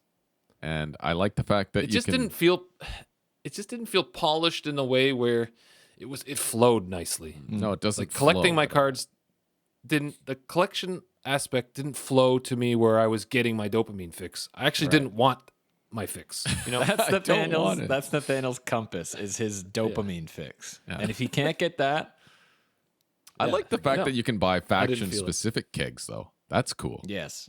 Like, That's, if you what I wanna, like like- the most. If you want to build a deck of monsters, you just buy monster kegs and you get Keep all buying the you get monster monster kegs, cards. yeah. Like, and you can do that journey, and you can just specialize if you want. But like maybe you're thinking of it too broadly. You can specify down to the faction. Okay. I give it an 8 out of 10 for collection. That's gonna bring our score down. We're Is this bringing the this most down. disparaging score Yes, so That's the far? lowest score we've had on the show so far. Yes. 4 for collection 4. of all things. Very strange. So that's He wants to change his mind now. I 8, can see 8, it. 4. 8. What's that? 8, 8, 4. well, it's still going to be pretty high. 6, 7. 7. Okay. That's not bad. Total of that makes 7 sense. for Like, collection. The average is out, right? It's just like personal. Yeah. All right. Let's move on to artwork. Dandolf, what'd you think about the artwork for the Witcher? A little bit different than our other games. It's different. I think a lot of them are beautiful. They're very pastel-y. A lot of the illustrations are like kind of, they're very painterly, I guess is the word. Yeah. Some are just okay. Like I was looking through a lot of the decks and I was like, oh, that one's kind of, but I think that's going to happen with every game we have here, where you're going to find some cards that are like mediocre, but the majority of them are really, really cool. And some of them, the fucking monster cards in Gwent are really cool. Yeah, the monster ones are. So it wouldn't be fair to score this category too low because they're really unique paintings by talented artists whose names are credited, which I really like. I think that each card shows you who made it. Yes. They give a credit for it, which Yes. is really cool. They added that to Marvel Snap actually recently. Yeah, so if you I think I click saw that. on the card in Marvel Snap, you click at the top, Oh, nice. you can Shows see you the artist. and the color, the line work and the colorist. Right, that's cool. But like I said, they're all their unique own little paintings. So I gotta say, I went through all of them, and I really thought they were really cool. So I'm gonna have to give it an 8 out of 10 because I was very satisfied, especially with like the Northern Realms ones. You've got like guys with the medieval type armor, and it just looked very witchery. I love it. 8 out of 10. Nasty. What say you? I wasn't blown away like I was. Well, I wasn't blown away with much anything. I think Marvel Snap and Pokemon were pretty high. I looked through all the factions and they're like base cards. The monster deck by far was my favorite. It looked fucking sick. The monster cards were sweet. But I think it stops there, and everything else was just like, oh, a peasant with a fucking pitchfork. Like, and then this knight with a helmet. Like it wasn't, and it's very like the coloring was like, just there. Well, Right? It's very witchery and very like dark fantasy, right? Which they pulled off. Which the world of The Witcher is, right? But like the artwork for the cards, like it was drawn good, but nothing really launched out at me because the factions, it's like all human except for the monster ones that were any kind of like different, I would say. Except for the elves. There's a lot of green you get, like, grass a type. lot of naked hot dryads. Yeah. Nothing really stood out to me other than the monster deck. I'm going to give it a 6 out of 10. Ooh. Okay. All right. Well, I actually really like the artwork on some of those cards. I really like some of them. But like you said, a lot are very mid. But a lot are super good. But I think in general they're very good. I'm going to show some of the really ones I thought were really cool. Like Dan said, some of the monster cards. There's a couple of the spell cards that look really cool. A lot of ones that stood out to me used cool perspective, cool kind of angles. So I'll show some of those. But the monster cards are excellent, and they really bring you into the game's art style. I would say 8 out of 10 fantasy artwork. For a total of 7 out of 10 for the artwork. Let's move on to the interface. Dan, what do you think about the interface? For the UI, the matches, UI for the matches is easy enough. Some unique features, like the ranged and melee icons for the rows. But again, no problem there. It's always the menus, man. With Gwent's menus, there appears to be a lot to look at. I find there was a lot of buttons, a lot of icons, different pages within pages. Yeah. Touch overwhelming. So I'm going to have to give it a 6 out of 10. Nothing too special for me. Nasty? I'm on the same page. What I really liked was the design, like the drawing of the books and the ink work on like the pages and stuff like that. That was really pretty to look at. I thought it was pretty easy to get around. What I wanted to find, I found it pretty easily. I liked the interface more than anything else about this game. I'm going to give the interface a 7. Okay. Yeah, okay. Yeah, I kind of agree. Not amazing, but it is kind of cumbersome to navigate. Like visually, it's nice, but the navigation is there's so many different areas to look at, and I often found myself clicking on one thing, going back. Oh, I didn't want to go there, and then clicking on that goddamn same thing I just clicked on. Thing. Yeah. And like, what the fuck? And And then go back again. Okay, I didn't want to click on that. Like I was like, what the hell am I doing? Like, that's the only game I did that with this whole week on our show was this game. I was funny. like, oh fuck, I just clicked on that. Yeah, so I'm gonna give it. A 6 as well. So we got a 6, 6, and a 7 total. 6. What's our total for Gwent? We have 7, 6, 7, 7, 6.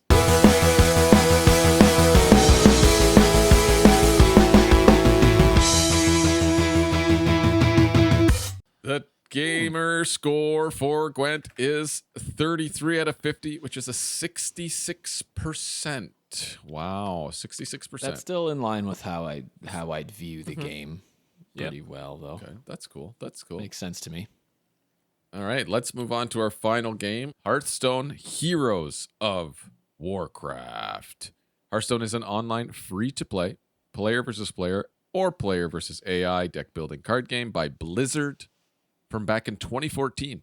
It contains character and spell cards derived from the Warcraft universe.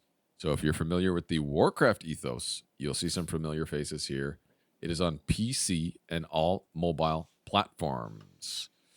The gameplay in the main Hearthstone game mode, which is just regular Hearthstone, the play area consists of the game board and a hero that a player chooses each game from various classes found in the Warcraft universe, such as mage, warlock, warrior, paladin, rogue, priest, to name a few. Got them all.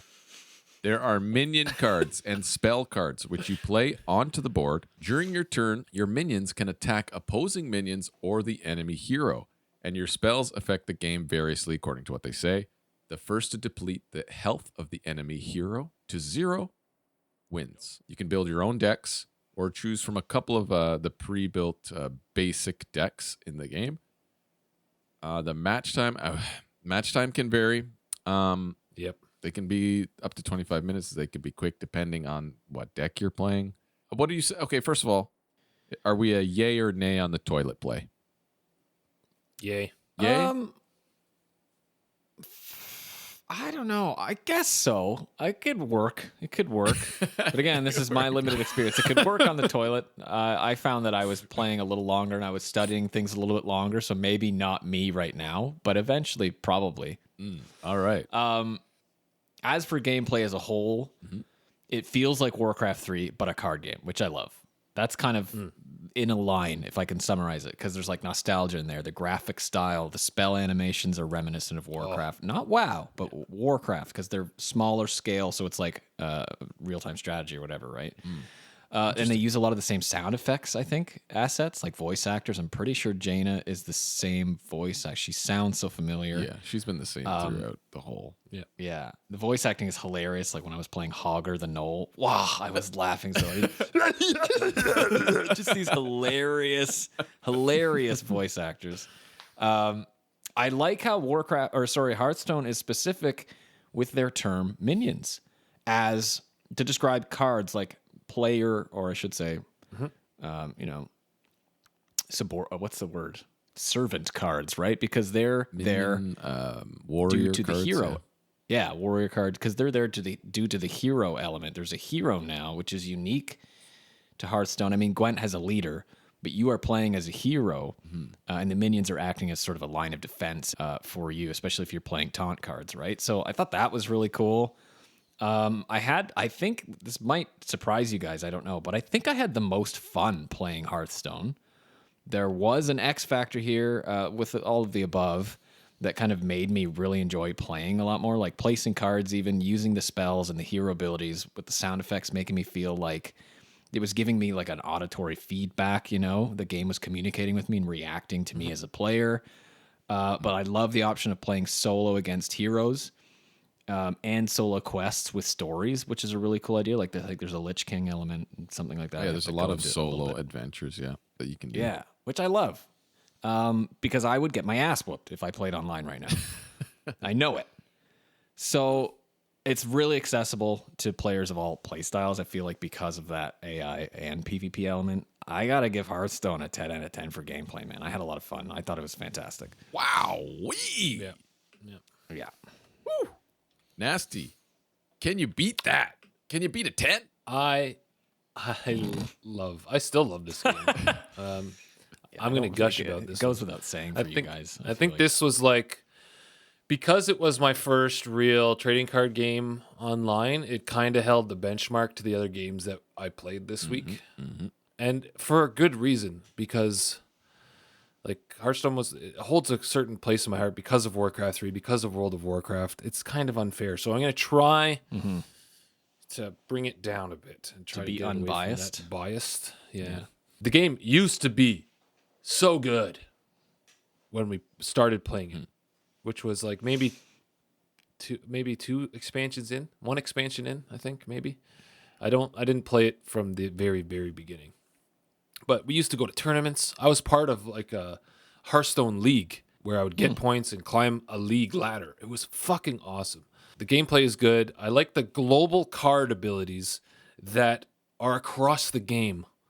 And this is what makes it, I think, better than all the other ones, is if you play one class in Hearthstone, you can pretty much play all the classes in Hearthstone, except for maybe a few things. And just to be able to play a class to its like, and say you master this class of mage, because I played mage for years. And then I was like, okay, well, I'm going to go over to priest, or I'm going to go over to warlock, kind of like the same kind of spellcaster. And it was very easy to adapt to that class and be really good with that class, right? The mana system and health system is easy to follow. Then you start learning what card is worth that mana, right? Versus other cards, right? And that I think is really cool. Like the value of that card in that play. It's easier in Hearthstone to figure that out. The efficiency. Now there's so much in the game now, like all the expansions. Yeah. Makes it difficult if you're to jump in now. Very difficult if you jump in now. So I'm going to assume the other guys will say it as well, is keep it to classic. But again, that's learning curve. Match time. I play this on the shitter all the time. Like I get in those matches and I hit that face and I get out kind of thing. So definitely a shitter game for me. I'm going to give gameplay. I love this game. 9 out of 10. We got a 9. All right. Well, for me, since the main gameplay has changed so much, it may be hard for me to give this a relevant score for standard play right now. But when it came out, like you said, or when we started playing it, just addicted, so good. But so much shit has been added in this game, like in terms of card mechanics and abilities and these different things, and that does take away points for me, which is rough. It sucks. But like if we were doing this 5 years ago, I'd be giving it a 10. If we were doing this review 5 years ago. And you can still just play Hearthstone Classic, which is amazing. I played a bunch of it before last episode. I got to Legend, like I said, and it was great. So I will knock a point off for just like the power creep in the game, like I said before. But there are a lot of cool game modes in Hearthstone that you can play that are different than. You don't have to experience that disgusting power creep. You can play solo adventures. You can play Battlegrounds, which is really, really good. I have over 300 hours alone in Battlegrounds, like since it came out. It's right. Great. You can play Arenas, which is a drafting game where they show you.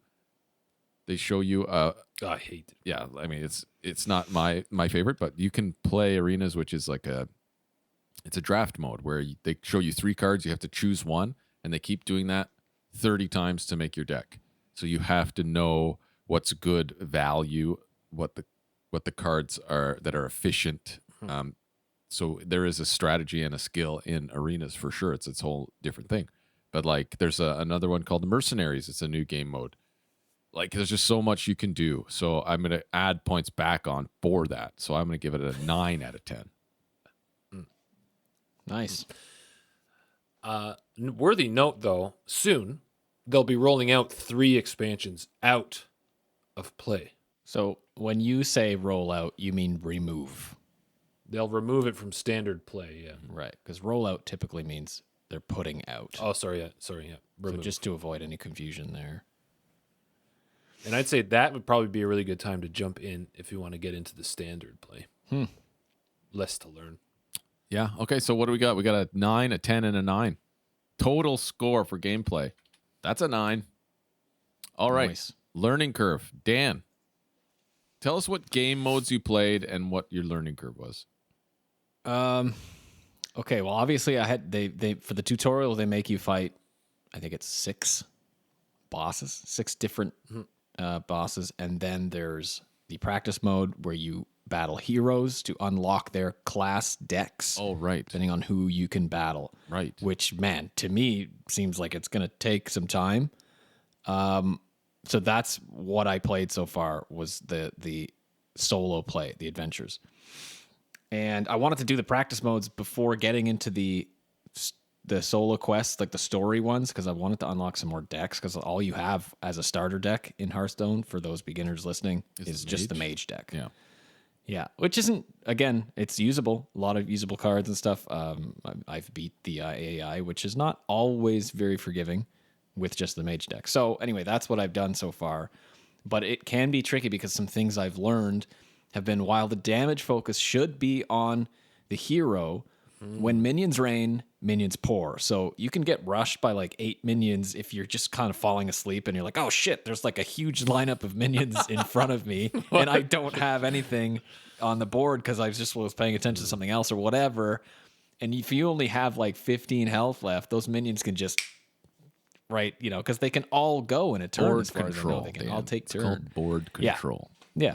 You got to control. So that can the happen board pretty easily, just like rushing you for all of your remaining health points, and you're like, oh shit, I gotta do that again. But it's a challenging game, even against the AI. I didn't hate it, but I was challenged. I still enjoyed myself, but I feel like it'd take a little bit more time to develop a system and a deck. It's not impossibly hard diving in, though, so I'm gonna give it a 7 out of 10 for learning curve. Cool. Nasty? Do you remember learning Hearthstone? Yeah. Well, I agree with Dandolph. Coming into Hearthstone in 2022 is a bit of a mess. Actually, quite a big of a mess. The introduction, or 2023 now, I suppose. Sorry. The introduction of Death Knight class has brought an enormous amount of card data. A lot of card data. And Hearthstone has become even more of a coin flip now with the amount of expansions that are currently in the standard meta.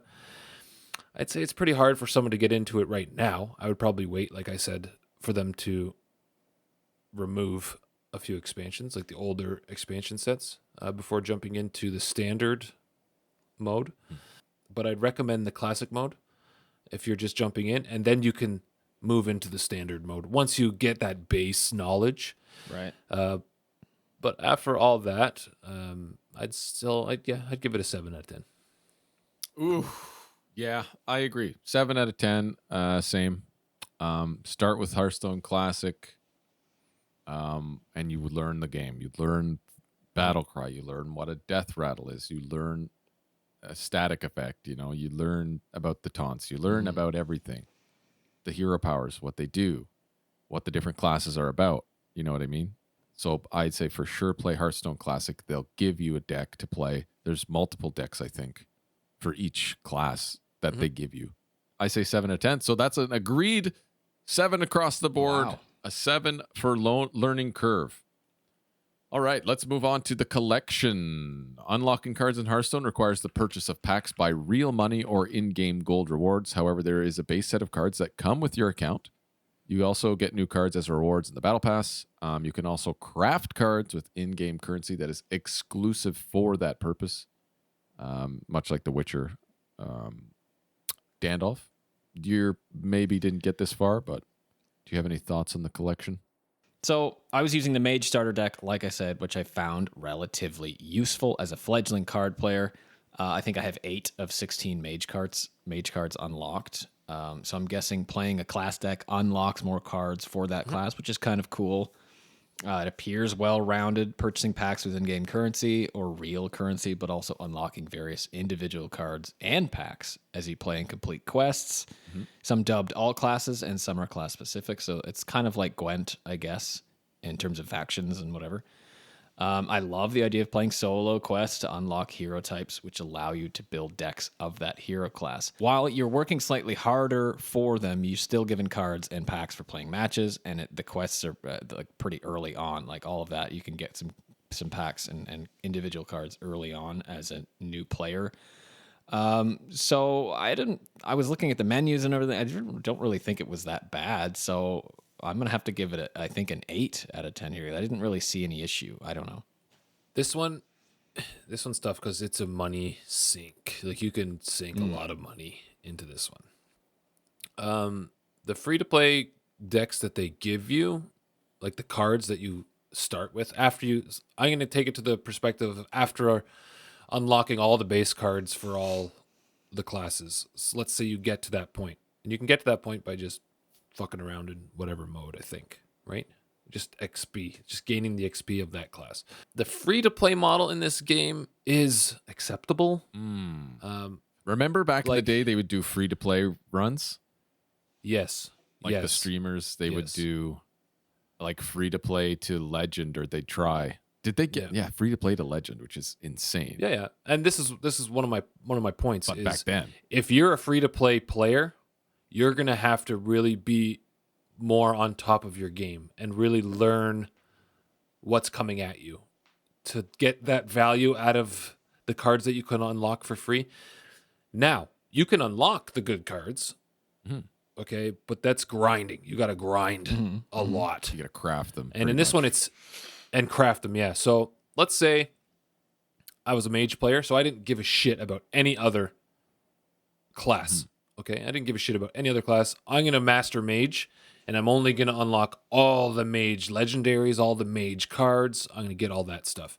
You can do that fairly simple, because whenever you're opening your free packs, you get a bunch of cards that you're not going to use, you dust them, and then you can craft the cards that you want for the deck you're playing, right?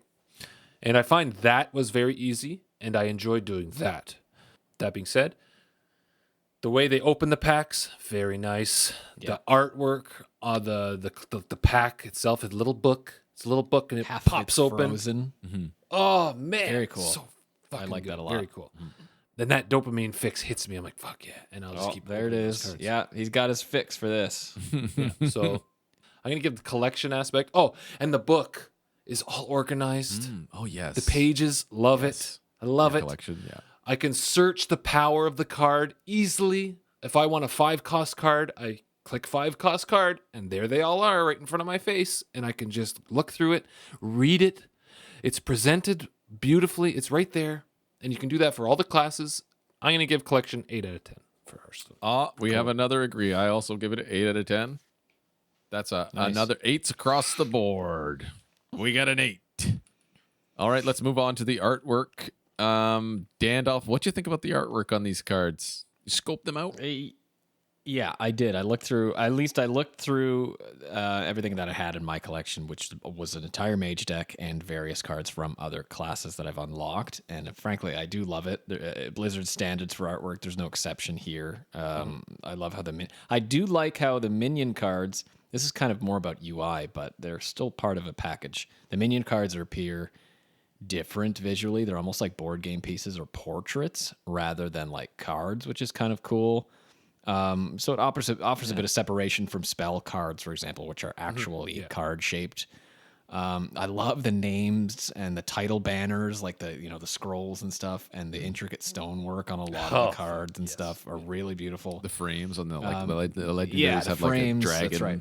frame. Yeah. Yes, those were sweet. The fonts as well. Did I say fonts as well? But anyway, the character art is perhaps more intricate than anything I remember seeing in both Warcraft, though, and World of Warcraft. So that's really cool. Some are really awesome. Again, you're going to have those that aren't like, okay, whatever, I'll move on. But that's going to give me a score of 8 out of 10 for the artwork. What? Okay. What are you laughing at, Nasty? What do you got? We got 8 from Dandol. I'm in love with the Warcraft lore. I'm in love with it. The artwork on the cards can really range, in my opinion. But for the most part, they nail the aesthetic of the Warcraft universe, obviously. It literally feels like I'm playing WoW with cards. I'm in this world, right? And just the way they have it all, but bringing it back, I'm going to bring it back down to earth from the card faces. We're going to get the card faces. Mm-hmm.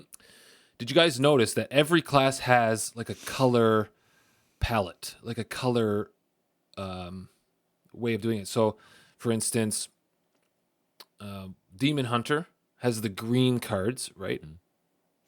But a lot of the artwork is shades of green and a lot of green tones to it. Really? You go to Mage and they have the blue card, More blue? right? And the artwork is more toned blue shades, blue colors. I love that. It gives it their own like identity, right? When you're playing that card. I loved that. I didn't notice. I also love the purple, the blue, like we were talking about. It's rare, epic, legendary. The colors they use for that are popping. They pop. They always pop on my phone screen. Love it. I really think they nailed it for me with the artwork. Just like the actions in the card work and the artwork are really cool. I loved it. I'm going to give it a 9 out of 10. Ooh, okay. That makes sense too. For me, most of it is cartoony kind of and a bit more lighthearted. I would say it's like a lighthearted kind of, like you got these gnomes doing stupid things. Like a lot of it is kind of, you know what I mean?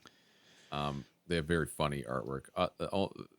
Others are more serious, but there's very few. Like I would say the legendary cards are more serious artwork, whereas the majority of the cards are kind of goofy and But saying that, it's decent. I'll give it a 7 out of 10 for the artwork. Okay. For the strictly bringing it down. Strictly, Yeah, that's good. strictly. I'm talking face card artwork. Okay, not. Okay. You know what I mean? Yeah.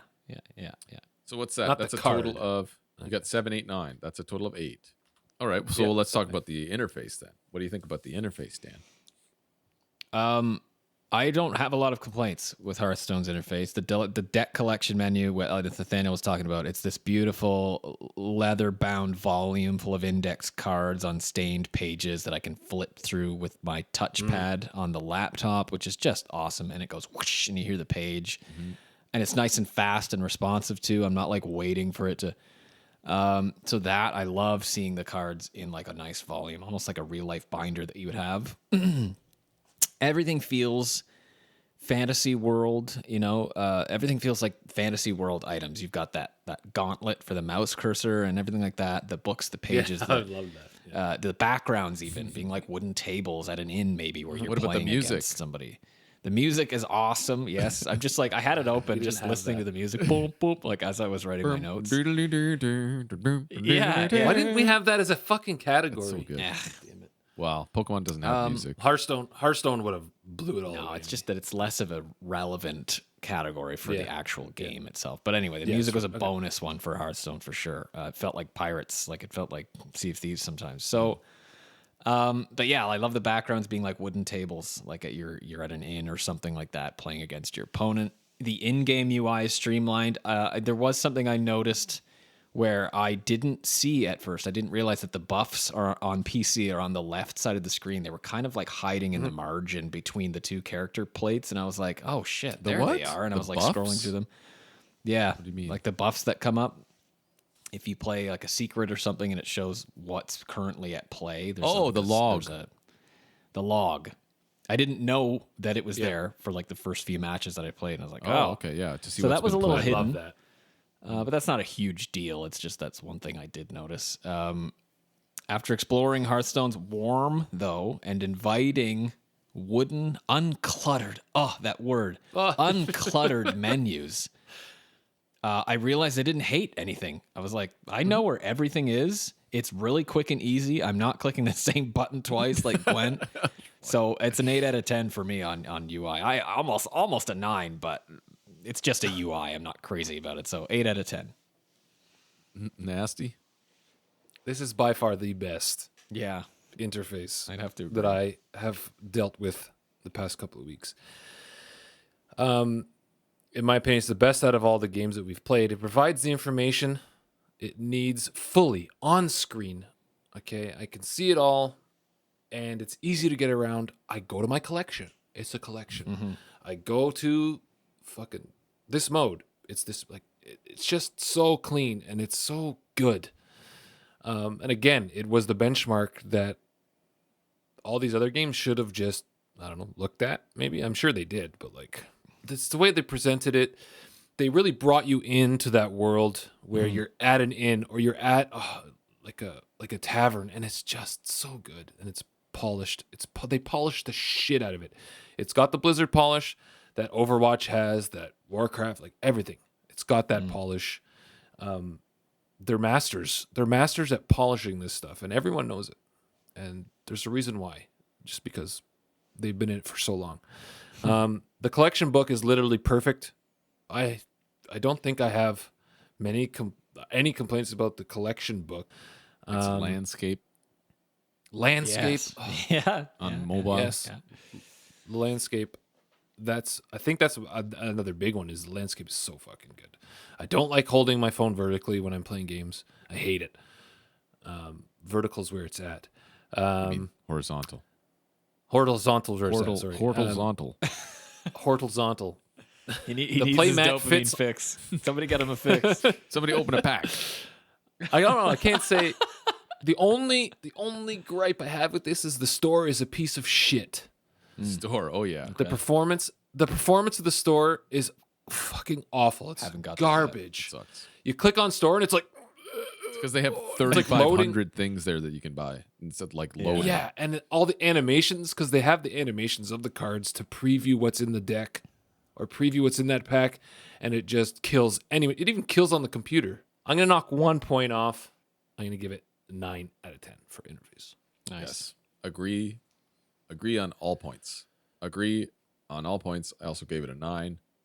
What about during the game playing with the board? Oh yeah.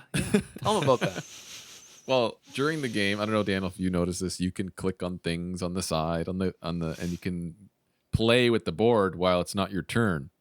You know what I mean? Oh, okay. Like you can click and interact with the various things around the frame of the board, Just like Warcraft 3. which is very fun. So that is sweet. So yeah, 9 out of 10. So we got 8, 9, 9. What's that? 9 out of Makes 10. sense. That's 6. So the total score for Hearthstone. What do we got here? Let's see. What do we got? We have 9, 7, 8, 8, 9.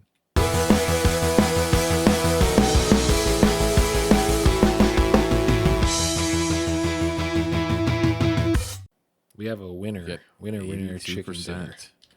Wow. We have a winner. That doesn't surprise me either. I mean, I feel like that's where it was going because I mean, you guys have just been playing this game for so long. But even me, I mean, I think maybe you guys expected me to be like, oh, this is complex, and that brought the average down. But I love playing it. So, All right. Let's go over our scores for the day. We have Marvel Snap with a total troll score of 78%. We have Pokemon the card game online with a total score of 80%, a troll score of 80%. We have Gwent with a staggering 66%. And then Hearthstone, the maybe not a runaway winner, it only won by 2%, but it's close. It's close. clear winner, Hearthstone with 82%, 82 trolls out of 100 trolls. There we have it, folks. I wanted to ask you guys, now seeing it, so putting it into places, right? We've got 1 Hearthstone, 2 Pokemon, 3 Marvel, 4 Gwent. Is there anything that you would be like, flip it right now? Or are you guys all satisfied with what it is right now? Everything makes total sense to me. That's correct. Yes, 100%. Yeah, everything makes total sense to me. I would Go ahead. I would change Pokemon and Marvel. I would flip those. So mine would be Hearthstone, Marvel, Pokemon, Gwent. Okay, interesting. In my opinion. I have some notes for a conclusion. I just wanted to say before we do end the show, for those non-card game enthusiasts out there like me, the casual beginner, I do still highly recommend Marvel Snap and Pokemon Trading Card Game online for their user-friendly nature and gameplay ease. But check this out. You guys might find this interesting. Most likely for me to keep playing, Hearthstone and Gwent, believe it or not. So Gwent, really? Yes, Gwent. yes. But that is solely because they challenge me and I would want to improve. That's my incentive for wanting to play more. Gwent, I still don't understand, and I don't like what I don't understand. So I want to go in there and try and, you know what I mean, and improve. Okay, what's not working? How do I fix it? Build a deck, blah, blah, blah. So I would like to actually keep playing Gwent and Hearthstone more so than the other two. If you were to pick one to keep playing, which one would it be? It would be between those two for sure. And I would still have to say Hearthstone because like I feel like I'd get really pissed at Gwent a lot of times. Well, you'll get pissed at Hearthstone.